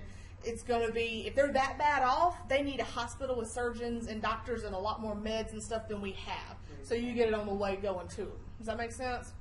And so you want to make sure when you're looking at your treatments and interventions, only thing you're doing on scene with critical patients is immediate life-saving things. Tourniquets, direct pressure, that kind of stuff. All right.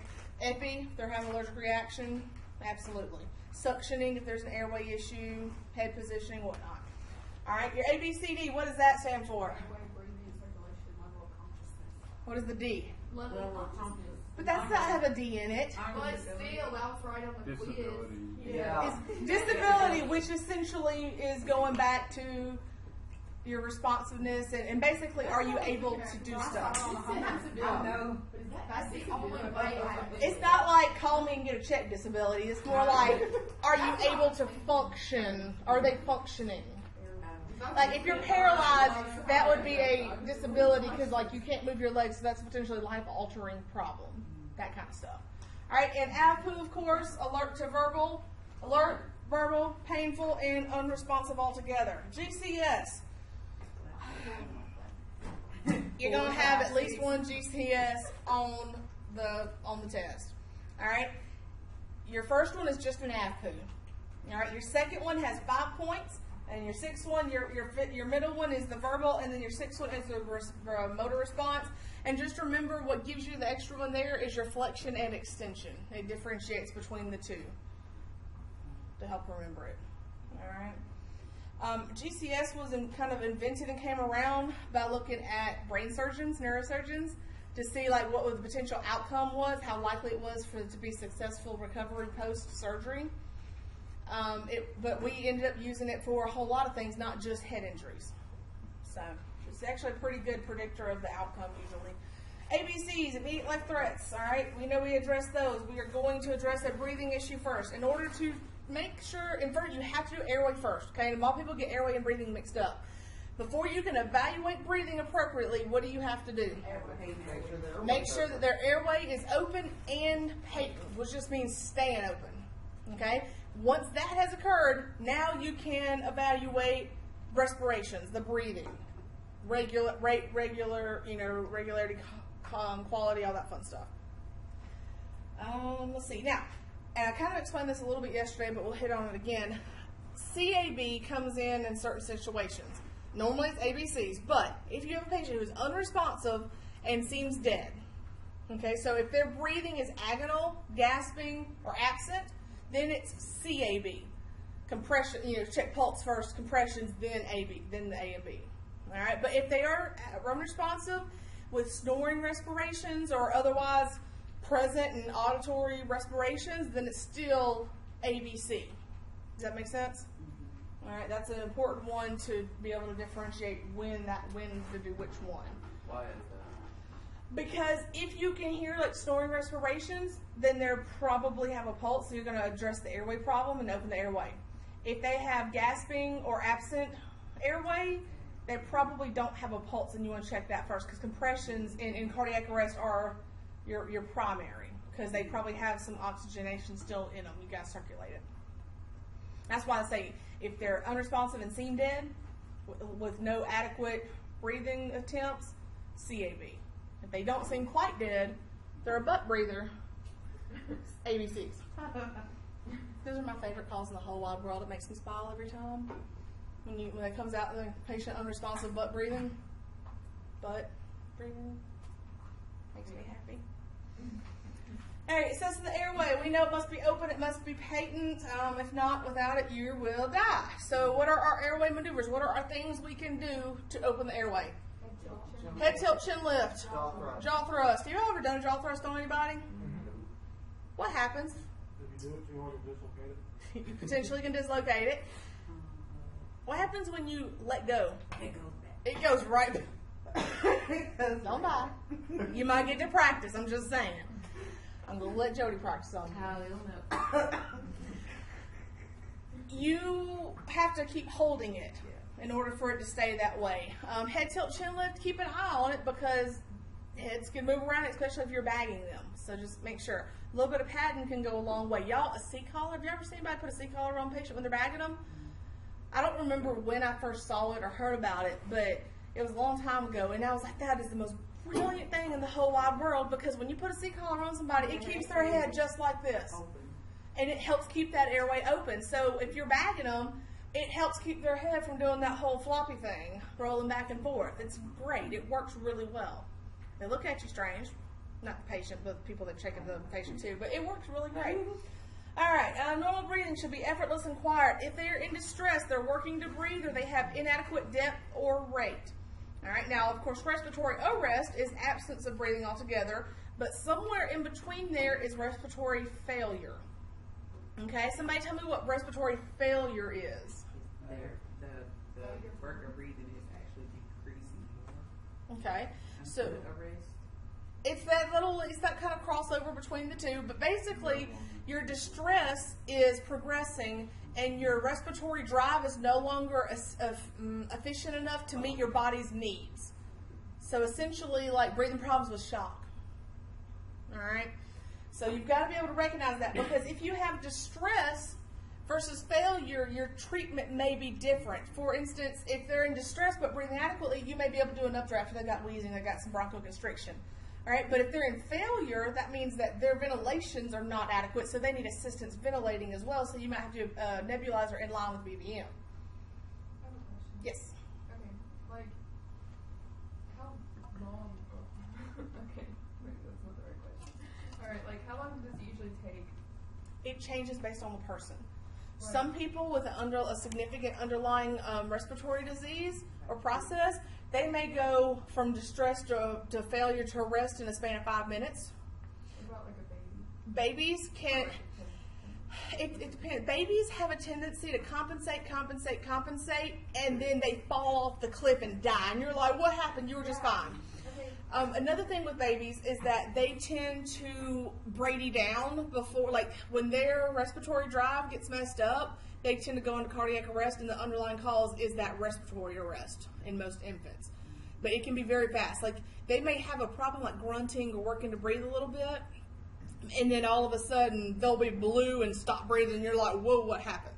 It was this, All right, your abnormal breath sound, snoring, where's that coming from? What's the most likely cause? Tongue? So what does that mean for us? Upper airway, what do we do about it? like, First thing is going to be head tilt chin lift, right? Try to adjust the positioning. If that doesn't work, you may look at an OPA or MPA. All right, Stridor, what is that? What causes it? What do we do about it? upper Upper airway. airway, and it's the throat's closing off. The airway's closing off for some reason. It could be swelling, acute angioedema from an allergic reaction. It could be a medication reaction. It could be from smoke inhalation or toxin, pentobein, something blocking the airway. All right, so we're going to evaluate to see if there's anything we can fix here. Gurgling, fluid in the back, the hypopharynx area. What do we do about that? Suction. Coughing. Let them keep coughing. Let them keep coughing. Right? Possibly with an Yeah, possibly with a non-rebreather over their mouth. All right, so to do your respiratory assessment, fast or slow, nasal flaring. If you see nasal flaring, what does that mean? One of two things: either they're mad, or they're having trouble breathing. Kids tend to flare that nose out when they're having trouble breathing. All right, inadequate or unequal chest muscle expansion there. Sternocleidomastoid, these little things that pop out. If you're seeing those pop out, they're working to breathe really, really hard. Okay. Irregular respirations, increased effort, shallow or inadequate depth of breathing, circumoral cyanosis, that just means blue around the mouth. Okay, so all these things are things that you're evaluating for with your respiratory assessment. Okay, circulation, they should be alert, they should have good skin tone, skin color, and no signs of obvious bleeding. All right, shouldn't be abnormally hot or cold. Poor perfusion can cause weird things to happen.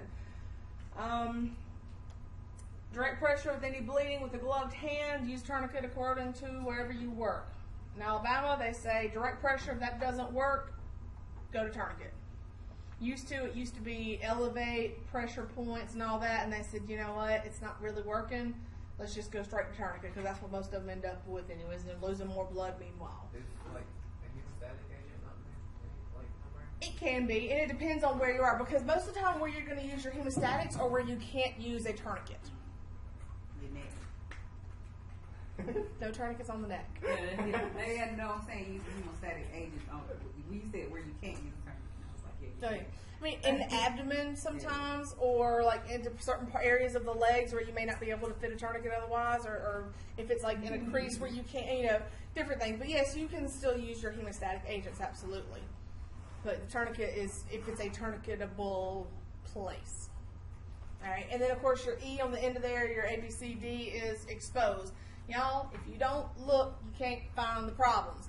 And I think one of the girls' groups, I don't know if I told both groups, but I remember as an EMT, I was riding with a guy, middle of the night, everybody's tired and cranky. Woman rear-ended an 18-wheeler coming off the interstate at a red light. She kept complaining, my ankle hurts, my ankle hurts, my ankle hurts, and nobody ever pulled up her pants leg and looked at her ankle. She had an open fracture on her ankle. You don't want to be the one that goes in there and has that doctor looking at you like that, because all trust that you've ever built up, it's gone for a little while. All right, so put your hands on people, look at people, actually assess for different things. Priority, critical or non-critical. All right, you know what to do there. Your critical patients, cardiac arrest, difficulty breathing, cardiac chest pain, stroke, or significant mechanism of injury. Those patients are going to automatically be criticals. Also add to that if they have any signs of shock. All right, your non-criticals, conditions don't require immediate life-saving interventions. Okay, so maybe like the doc driving Miss Daisy type day, going to the hospital with them. Your field depression, all this is taking your hypothesis and making essentially a working diagnosis of them, what's going on based on all the clues and things that you have found. Okay? Your secondary assessment, getting your medical history here, your past medical, your history of present illness, your baseline vitals, your physical exam. These are all things that you already know how to do. Sometimes, hopefully. Do y'all want to talk about them more? No. Or do you feel okay with them? No, I'm still gonna have brain farts. All right, seeing size up primary, you're getting your initial guidelines and kind of thought process, and it's going to guide you whether you're going to do a rapid medical, a rapid trauma, or a regular medical or regular trauma. When do we do a rapid medical? Oh, when it's life-threatening. When we have a potentially life-threatening problem that we don't know what's going on. Usually like your altered patients or something like that. When do we do a rapid trauma? When it's life-threatening. When you got a potentially life-threatening cause or an unknown cause, and you want to make sure there's nothing life-threatening. All right, versus a comprehensive medical or comprehensive trauma. This is more of an isolated, focused exam. So for medical, maybe they are nauseated and nothing else is going on. Or maybe for trauma, maybe they slid into home plate and broke their ankle. The likelihood of other injuries not very significant, so you're just going to focus more on that particular injury. All right, you're not going to ignore the rest of the body, but you're going to focus more on the obvious thing there. All right, so things to look at: the nature of patient's problem, how sick are they, what interventions are required immediately, do they need to be transported, what do you need to do to keep them alive until you get there. All right, your medical patients non-critical, no threats to ABCs, they're responsive and no shock. Okay. I love how they make another slide the same way as your other slide. And I've edited these down. This is about a fourth of what it used to be. Oh my God. And there's just your little goals there. I'm not going to read that to you. That's a chart in your book. You can read it if you want to. It's the same stuff that we've been talking about. All right, your critical ones, get your key information and begin treatment immediately. Key information, signs, symptoms, and sample. Why is that the key information here? Because it tells you a good bit of information about the patient. Gives you a good bit of information about the patient. And allergies is kind of important, so if they decide to croak 5 minutes from now, allergies is probably something you want to know about. All right, baseline vitals, monitor devices. Don't delay by performing tasks at scene. That's your IVs. That's your bandaging of things. That's anything that's not going to help save their life on scene, you do it on the way to the hospital. What about those patients that are allergic to narcotics? What about them? They don't get enough of it. I'm not sure I understand your question. Like, so They're not getting. there's a lady or there's a patient. I'm allergic to narcotics, and like, but she can't give us a clear.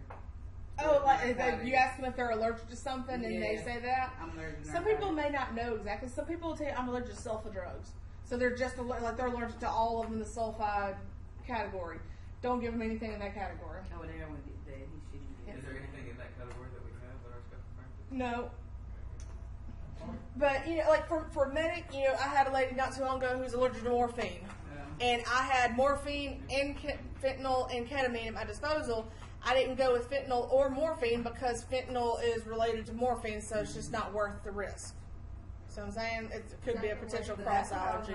I'm gonna say, like, by the time So that's why she got ketamine. She didn't get none of them because by the time we got to the I can take fentanyl part, we're at the hospital. But you're allergic to morphine. And sometimes something else to consider is that some people will say that they're allergic to stuff when in reality they're not because it made them itch or it made them get hot and flush feeling. That's a normal side effect of most opiates. But some people consider it an allergy and they don't like it, so they just tell people they're allergic to it so they get something different. Because fentanyl doesn't tend to cause as many side effects as morphine does. But if they say they're allergic to something, you have to treat it. I do like to follow up with what happens when you get it, when you had it, because big difference between I swole up, I stopped breathing, versus I got a little itchy and a rash. See what I'm saying? So I like to follow it up with what happens when you're exposed to it. What if they don't know? Treat it like worst case scenario. Like, what if they didn't know they were allergic to morphine, and you gave them morphine if they were allergic? Treat it like an allergic reaction if they started having problems. I actually like to give, when I give morphine, I like to give Benadryl with it. Number one, it helps fight if they've got any kind of potential, like the itching associated with it, but it also helps mitigate any of the emetic properties, like, because sometimes morphine will make you puke, makes you nauseated, and it actually helps with that as well.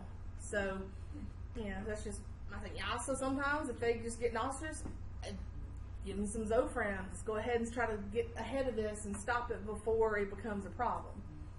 So you may be able to mitigate it that way. And worst case, if they have a true full-blown anaphylaxis, Epi, Benadryl, let's upgrade.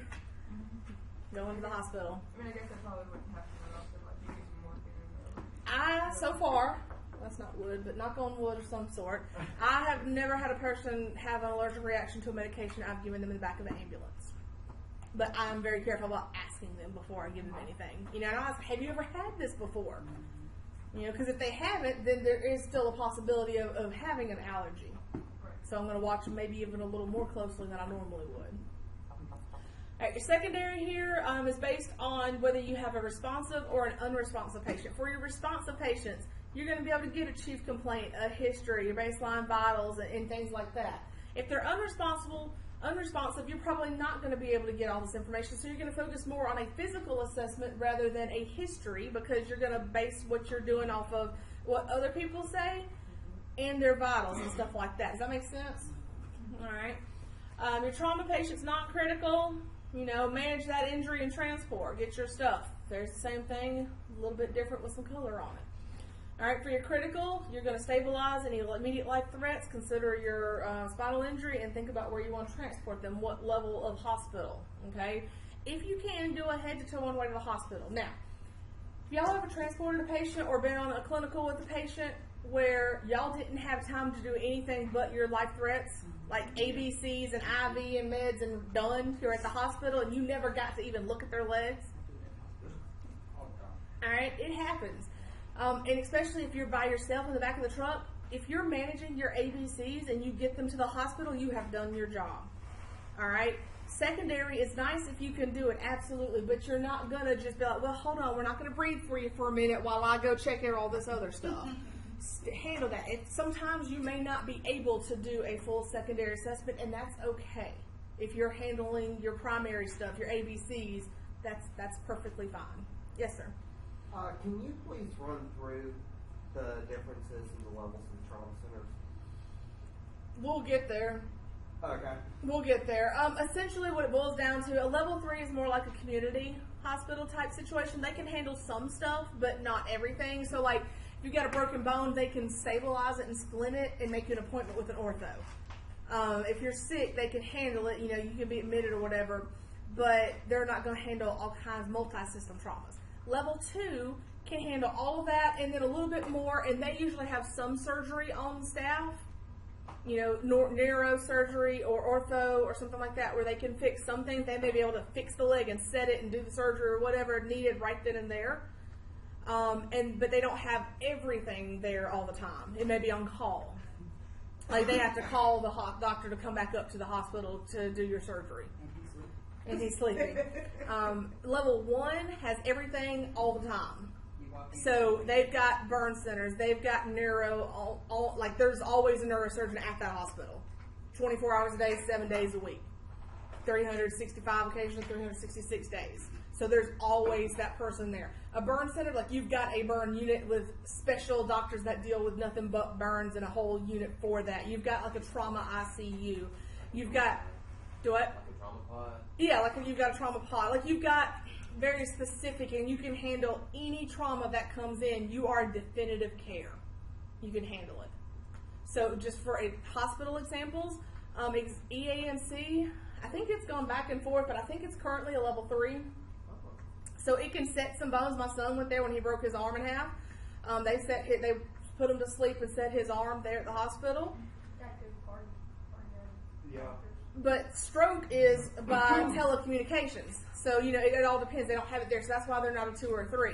Baptist South is a 2. They've got neurosurgeons there on staff, but they may not be in the hospital. They may be on call.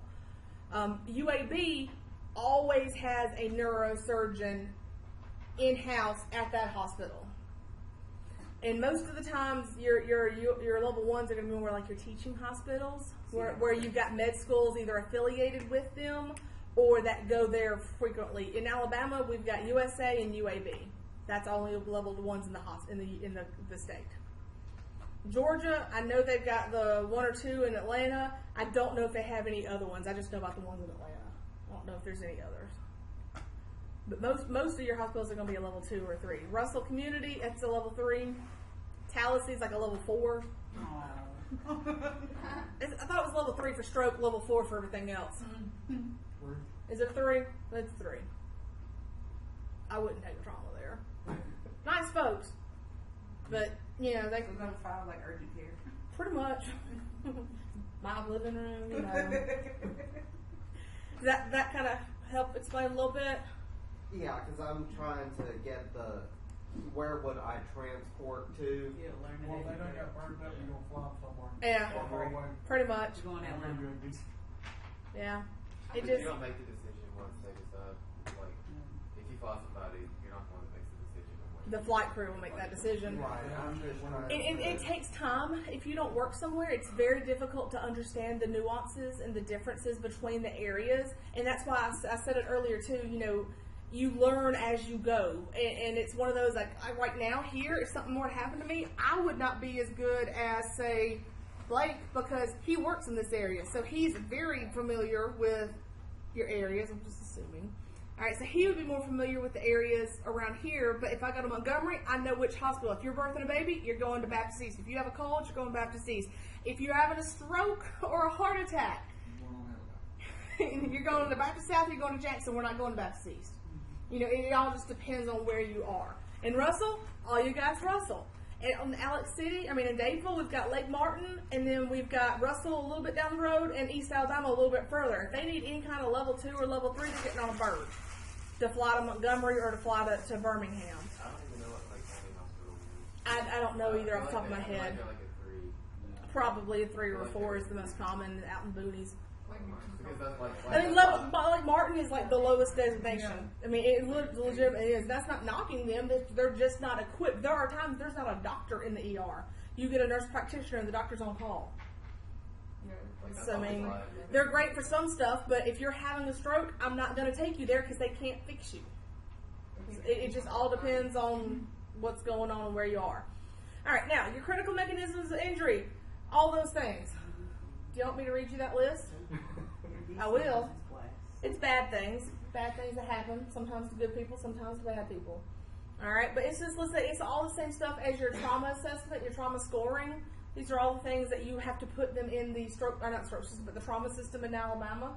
You got to put them in there for this. So these are all things basically that are saying you're probably going to have some significant problems from this. Severity of injury, presence of serious medical conditions. If you have bleeding disorder, anticoagulants, lung disease, heart disease, diabetes, anything that can overall lower your ability to fix itself can make what might be a minor injury in somebody a much more severe injury in another person.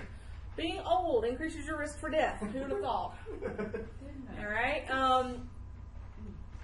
That hypothermia, pregnancy, pediatric patients, all things that can just make what would be a fairly moderate or minor injury could upgrade it to a severe injury there. All right, your secondary assessments for your critical, rapid trauma assessment on the scene, make sure you're exposed, your medical, your vitals, head to toe en route. For your non-critical, you can do a physical exam based on your isolated injuries. Do what? That's time for learning, absolutely. See this right here, this is what this means. All right, your reassessment, this is your ongoing. You're comparing what you found initially to what you have now and what you will continue to find on the way to the hospital. There's the whole 5 or 15 minutes, but you're doing this nonstop. You're just going through this the whole way to the hospital, and by the time you get done with it, you're going to start again at the top and keep on going again. So it's really nonstop. You're always double checking. Y'all, if you don't just be like, nope, I can't check on you yet. It's not 15 minutes, and they're sitting there. Go ahead, check on them. Just wait a little bit. You'll recognize it eventually. Documentation, document. Y'all, this is for your protection as well as for the patient's care. Because, the whole if you don't document it didn't happen thing, but good documentation can make you or break you. And when you do documentation, you don't want to look like a jackland who doesn't know English. All right? So make sure you take a little bit of time and put some effort into it. That's where a lot of lawsuits are won and lost, is in documentation. So you want to be very careful with your documentation. So what all needs to be put in documentation? In your PCR? Everything? What about opinions? No, just the facts. Just the facts. All right. Alabama's protocol actually gives you a guideline of what the minimum that should be included in every patient report. Really? Yeah. I'll see. I can't remember. I thought I put it in here, but I don't see it coming up. So we'll look and see. I'll find it for you one day. Show it to you. All right, clinical problem solving. This just basically says you're getting your base knowledge. That's the class. Then you go out there and you see some stuff and you draw from what you learned in here, and you're like, oh, I see it. That makes more sense now. And then from here on out, you remember that. You've got that, so you've already dealt with that problem. Okay? You walk in here, the lights are off. What do? Turn the lights on or leave. Okay? In your experience, the lights are off in the classroom when you get there. What does that mean for you? No class. No class today. In your experience, the lights are off when you get there. What does that mean for you? It means I'm first to arrive. First arrived, so we're still having class. Lights just hadn't been here yet. 2 different experiences, 2 completely possible reactions. How do you know what to do? What you've done in the past. Does that make sense? Yeah. Same thing here. You see somebody's pale, sweaty, clammy, whatever, unresponsive. What's the first 2 things that pop to your brain? Diabetes and overdose. Why? Because that's what you've seen before. You know that's going to make sense. All right. Now, this more of just a definition, the hypothetico-deductive approach. Hypothetical, deductive. So you take a hypothesis. In my experience, if they are experiencing pinpoint pupils and pale, and there's a syringe hanging out of their arm, I can deduce that they have overdosed on some sort of opiate. All right. So you're looking at it, you're going through step by step and formulating an opinion, an informed opinion. Now, pattern recognition, all right, similarities based on other previously encountered problems, okay? Most people with allergic reactions are going to have some sort of rash or some sort of breathing problems, but not all of them. Most of them are going to have hypotension, but not all of them, all right? Different things, but you start to recognize patterns, certain things, that way they occur. Renal patients, your dialysis renal roundup. All right, almost all of them have renal failure, obviously, because they're dialysis. They also have high blood pressure and diabetes. Almost all of them have that because they all are concomitant diseases that lead to renal failure and diabetes. All right.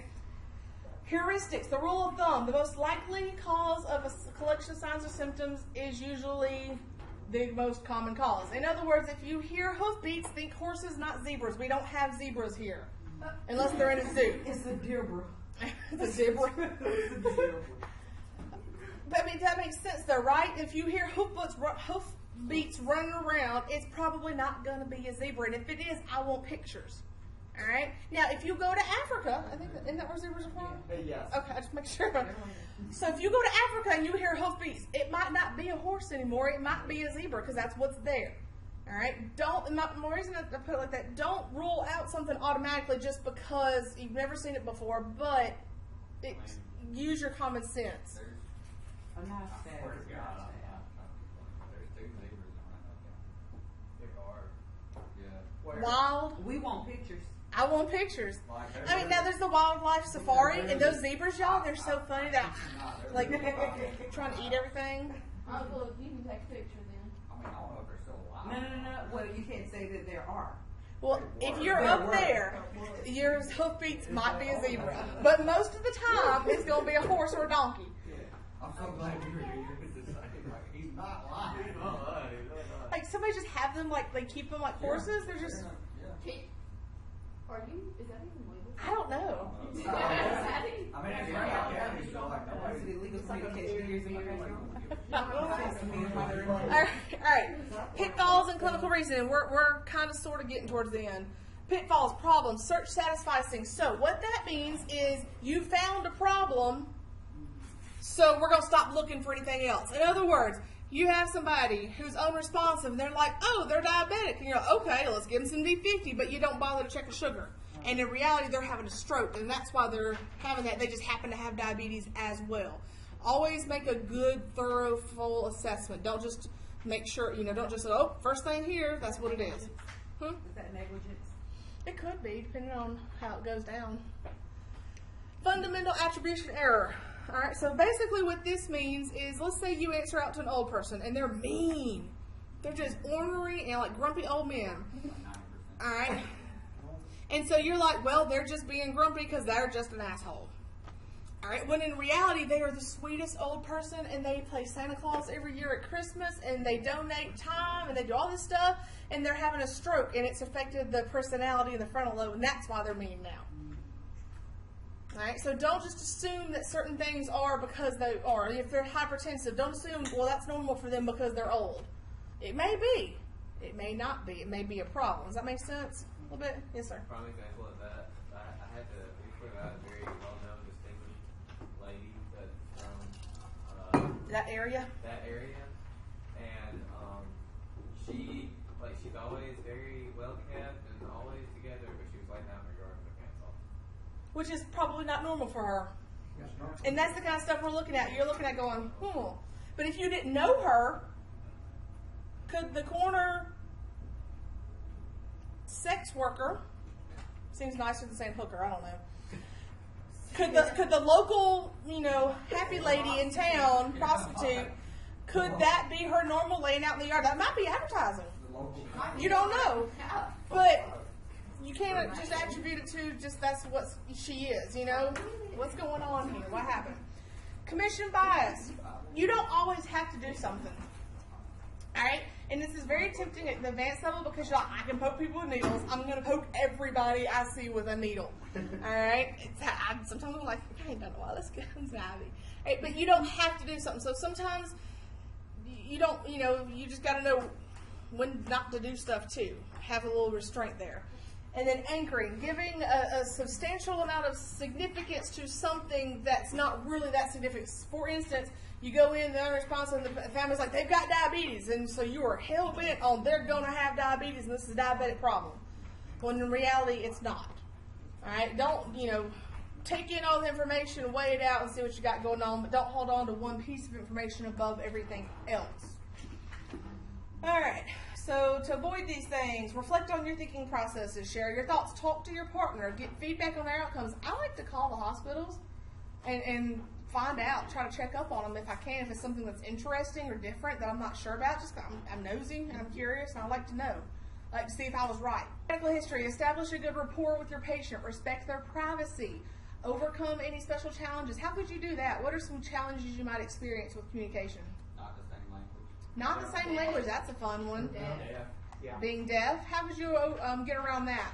Pen and paper. Pen and paper. Depends on where you're at. I have used my stethoscope, and if they're hard of hearing, put the stethoscope in and talk to them to the stethoscope before. Which, won't work if they're 100% deaf, obviously. And you got to be careful because you can't hurt them doing that too. But I have done that before, and that's had some good, you got to clean the stuff afterwards. But all right. What about if they're blind or something? Yeah.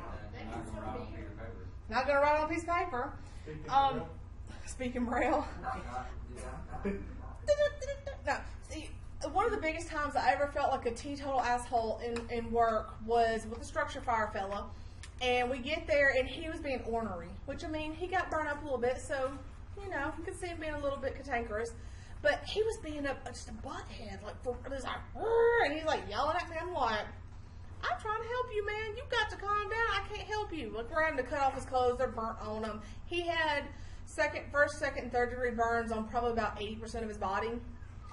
And he's hollered at me, and I'm sitting here, we're trying to wrap him up like he was like a mummy with the burn sheets, we used all of them on the truck. But anyways, then I realized later down the road when we're getting ready for the flight crew and everything, he's blind, so he can't see anything I'm doing. So I just assumed, because his eyes were open and he was, I assumed he could see me going to get his arm to wrap up and what I was doing. In reality, he couldn't. Now, to be fair, he was still a jerk. But I was kind of a jerk. I felt like a jerk, too, because I just assumed that he could see. And that was my fault. So don't be afraid, just look and see what you got going on. And if they're blind, tell them what you're doing. Instead of just, if you close your eyes, y'all, if I'm like, all right, I'm going to grab one of y'all by the arm and pull you out of your chair. How anxious are you going to be waiting to see if it's going to be you or not? Ethan's like, you ain't getting me out of the chair. But, that's almost kind of what it's like. They don't know what's going on. They don't know if you're about to stick them, if you're putting a blood pressure cuff on it, unless you tell them what you're doing. I got called it. I do the same thing. Look, I've been doing CPR on folks. I'm like, all right, I'm going to give you drugs now. It's in I have it, I talk. And y'all, people, sometimes when they look dead, they're not really all the way dead, and they may still know what's going on or being said. I had a patient, one of the two that I know that I worked a code on, that came back and found me afterwards. They got discharged from the hospital and talked to me. One of them remembers me shocking him because he coded as we were backing into Jackson's ER, and he was having the big one, the Elizabeth I'm coming home big one.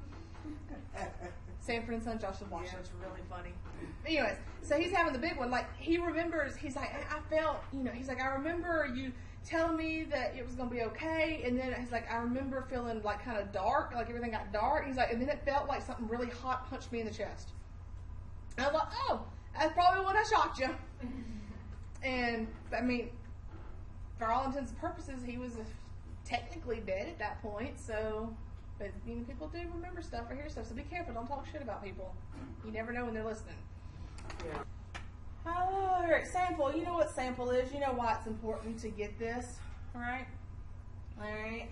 Open-ended questions, follow-up questions. Ask about any specific symptoms. If they're having chest pain, what do we want to find out too? Do they have any cardiac problems? Do you have any cardiac problems? Does your pain move anywhere? Does it radiate? Do you have any jaw pain, neck pain, back pain, things like that? Just make sure you cover all your bases there.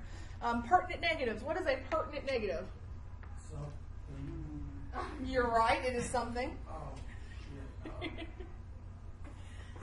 Isn't that where it's someone does desire something important. that is the opposite? A It's like they're having chest pain, but they get to walk around and it goes away. Kinda, yeah. So pertinent negative is something you would expect to be there, but it's not. So chest pain, it doesn't move, or they don't have any nausea associated with it. A stroke, but no grip strength differences. So something that you would normally associate with whatever that problem is, but instead it's just No. not there. Alright, so that's a pertinent negative. Alright, your OPQRST, same thing here. Nothing's changed on your OPQRST. Some different types of pain. Visceral pain is coming from the organs themselves. Somatic pain is inflammation of the lining, the peritoneum, stuff like that. Your neuropathy, I can't say it. I want to say neuropathy, and I'm trying to combine it with that one. This is nerve pain. So this is a damage to the nerve endings that basically just send messages to the brain of pain. Like after an problem. amputee, like Phantom pains for amputees. A lot of patients with diabetes have this because the chronically high levels of sugar cause some eroding and damage to those nerves. So they'll have it starts off like your far out distal areas, your hands, your feet, and also leads to pleural perfusion. Colicky pain is spasm. This is like your hollow organs, ureters, intestines, tubes, things like this. Referred pain felt in another part of the body versus where the pain is being produced. For instance, from the gallbladder, you may feel the pain in your shoulder blades, but that's not where the gallbladder is per se. Your radiating pain is a little different. It moves, okay? So this moves to or through the body.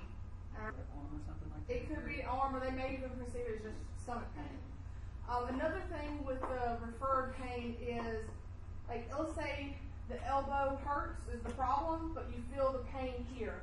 The nerves go through blockages, or not blockages, but they go through kind of like transmitting houses and junctions, and so your body basically can get confused and misinterpret where that pain, where the problem is, because everything past that point, it may get confused with what it is. Does that make sense at all? Okay. Anatomical approach, head to toe. All right, look, feel, and listen to everything that you can. If you have fruity acetone odor, might be a DKA. If you've got alcohol smell, they may have ingested alcohol. If you've got urine or ammonia smell, very similar to the cat pee smell, may have some renal problems or incontinence. All right, musty oftentimes is a liver disease, like they just smell musty and kind of old. Some different things that can kind of give you, like, your body signs and areas of things that might cause problems or what you might see. I'm not going to read you the whole list. It's there in your book. All right. Other things, thorax, abdomen, pelvis, these are all things that you're looking for in times of assessment. Extremities, what it might mean. All right. Things that you're looking for, face, pupils, mouth, nose, ears, facial bones, head, scalp, back of the neck, that's what you're looking for there. Subcutaneous hair, how would that present? What would that feel like or see or hear? It'll feel like there's little like crunchy bits almost under the skin or squishy bits that aren't supposed to be there. It's a very weird feeling. All right, torso, things that we're looking for there. What's colon sign? Well, I know. And that bruising on the flanks. It's bruising around the abdomen. Okay, so there's a certain way that it looks though, right? Like it's not just normal.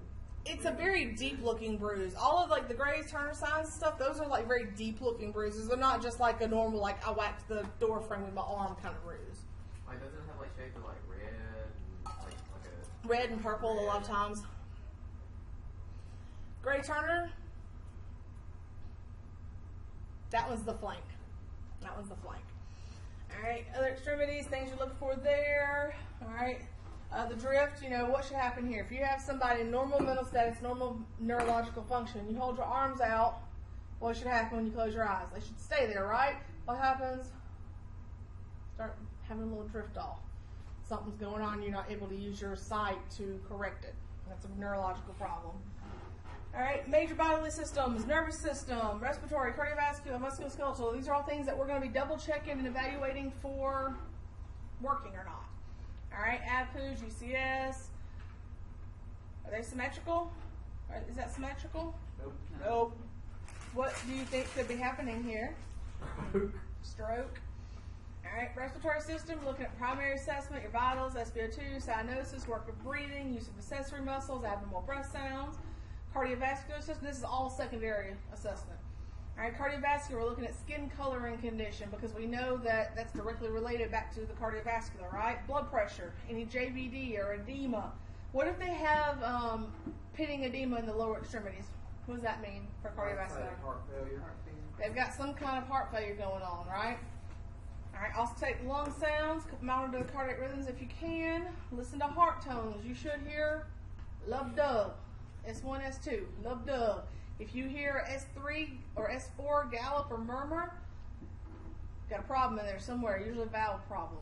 Can't fix it, just know they're going to have poor perfusion more likely. Musculoskeletal, you're more concerned with your hemorrhage, skull fractures, the spinal column itself, pelvic fractures, and femur fractures, because those are the ones that are more likely to kill you. Okay, an isolated broken finger sucks, not going to kill you, not super concerned with it. All right. Here's just a chart that kind of gives you like some examples of your secondary assessments. Like, so your 13-year-old male fell onto an outstretched arm while skateboarding. So seeing signs of no signs of danger, primary assessment, they're alert. Your normal your first impression would be non-critical trauma, right? Yeah. Get your secondary, you're going to do your sample, reassessment, getting your vital signs, and continuing on. All right, chief complaint, right forearm. Do we need anything else? Probably not. Breathing's adequate, circulation adequate, focused assessment.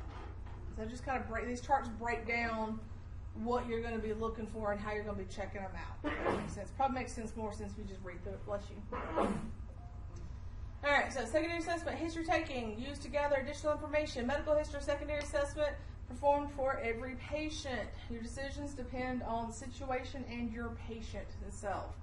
All right, for critical or potentially critical, use your secondary with rapid trauma, minimize your scene time. What's our goal scene time for a critical patient? 10 minutes. And what's our goal problem to definitive care time? 1 hour. Golden hour. All right. For your focus, for non-critical, for critical medical, performing rapid medical, for non-critical medical, do a focused assessment and secondary. All right. So you're doing a lot of things all at once. Prioritize scene safety, ABCs. What do you think about that one? I think you're going to need at least 2 fire departments to respond to that one. And a bunch Depends on of what size city you are. All right. We need more people, right? I'm thinking I'm feeling a little. That's what I was saying. It's time for me to go home. It's my shift quitting time, right? That's like, y'all, I had a call one time. I got so super pumped. I was like, yes. We get a call out, and it was for like multi-vehicle accident involving an 18-wheeler and multiple vehicles, unknown injuries. And I was on the interstate in Montgomery. I was like, yes, it's going to be fun. And so we get on scene, and I see, I'm like, dang, look, we're seeing cars, and they're like scattered about. And I'm like, dang, that's a lot of people. Where are all the people? Like, I'm seeing cars, but I'm not seeing patients. And so I'm like, it's a little weird. So we get up by the 18-wheeler, we see a fellow standing over there. He's got the police with him, and the fire department was there on scene with us already. I'm like, so what's up? And turns out it was a car hauler, and he somehow lost like all the cars on his truck, and but nobody else got hurt. Like, there were no other cars involved in it. Like, it was amazing. I was like a balloon just deflated. Like, I was so excited about that, and then it was nothing. But you never know what you're gonna get. It wasn't too far off from looking like that, but there was not a single patient. I remember this looks like that was staged. Y'all, people don't pay attention on the roads. They'll ride up all on you. They'll wreck because they're like texting and flipping radio stations, and they don't pay attention when they're driving. It's bad. Or eating. Do what? Or eat. Yeah. Yeah. I Look, hate like getting to go food or something and driving all the way back to my house to eat it. well, I will pull in the parking lot, and like I will like prepare it before I leave and get on the road. Like, I'll set my fries up where I can just reach them, or like I'll get my sauce in the right spot so I can just dip, and I'll get like a fork and like stab my little popcorn shrimp and dip them, and like I'll like set it up. I fed a partner one time going down the road. We'd been running, and we were starving, and like so I got to eat. We got a call right as we were getting our food, and he was driving. So it's like, little bit, you let me know when you're ready for a bite, because I'd already eaten most of mine, and we had a good little haul going out past Selma Highway. And so he'd be like, ah. And like, I'd reach over and put a fry in his mouth. He opened his mouth, burger? All right, take my like, I'm literally feeding him going down the road because I wanted both of his hands on the road. All he did was open his mouth. I put food in it. Sometimes you gotta do what you gotta do. What happened there?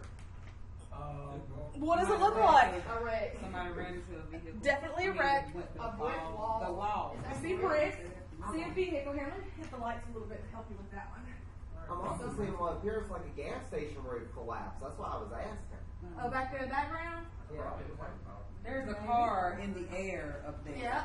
That's a car. That's a bumper. Yeah, clearly somebody hit the bill. All right. Here's another car. Somebody There's a road, so obviously they did not stay on the road where they were supposed to be.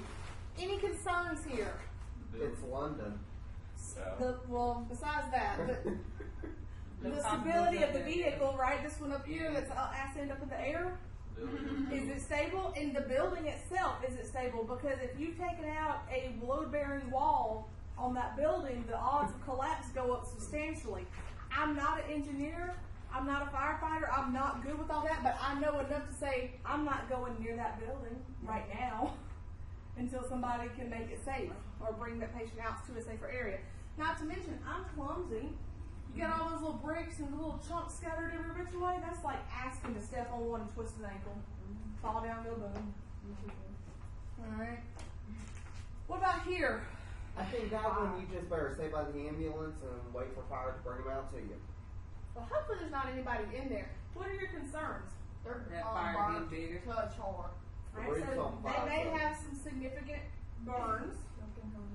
Smoke inhalation if they don't.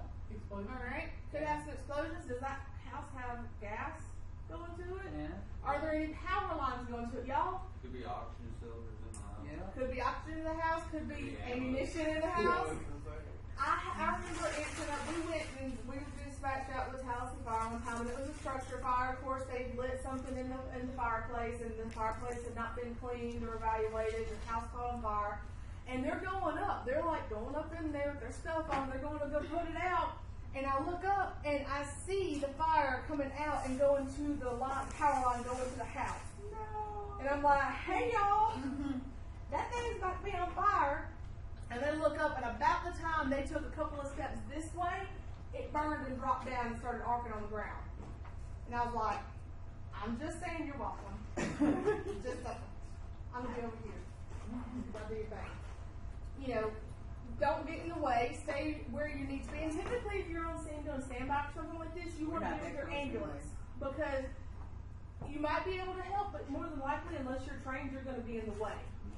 Alright, and if something happens, firefighter goes down and gets injured, if they have a patient, they find somebody in there, they bring them to you, and you're over here talking with Joe Blow Cop, and like, hey man, just so happened the other day, yeah, and your ambulance is on the other side, down 3 vehicles down, where are they going to go if they need you?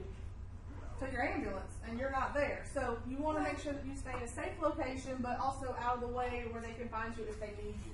They getting cussed out by fire. What about this one? That tree, them lines, that person walking beside him. I want to know, what are you doing? He got his water. He's gonna help. He's getting his morning walk in. He got water in that thing right there. That he's got on the fan. And he's Might be his house. If it's his house, could he be a potential patient? Should you evaluate that's a him? nosy Yeah. neighbor. Is he a nosy neighbor? Do you need to evaluate him? I hate this man. I will say on the other one, on that last fire one, if there's any wind, That is so true. Oh my the God. fire can spread to those Another other house? buildings. Absolutely. That is so true. They have all the piercings They and all probably the got a tattoos line. and don't want to IV. They probably got a line in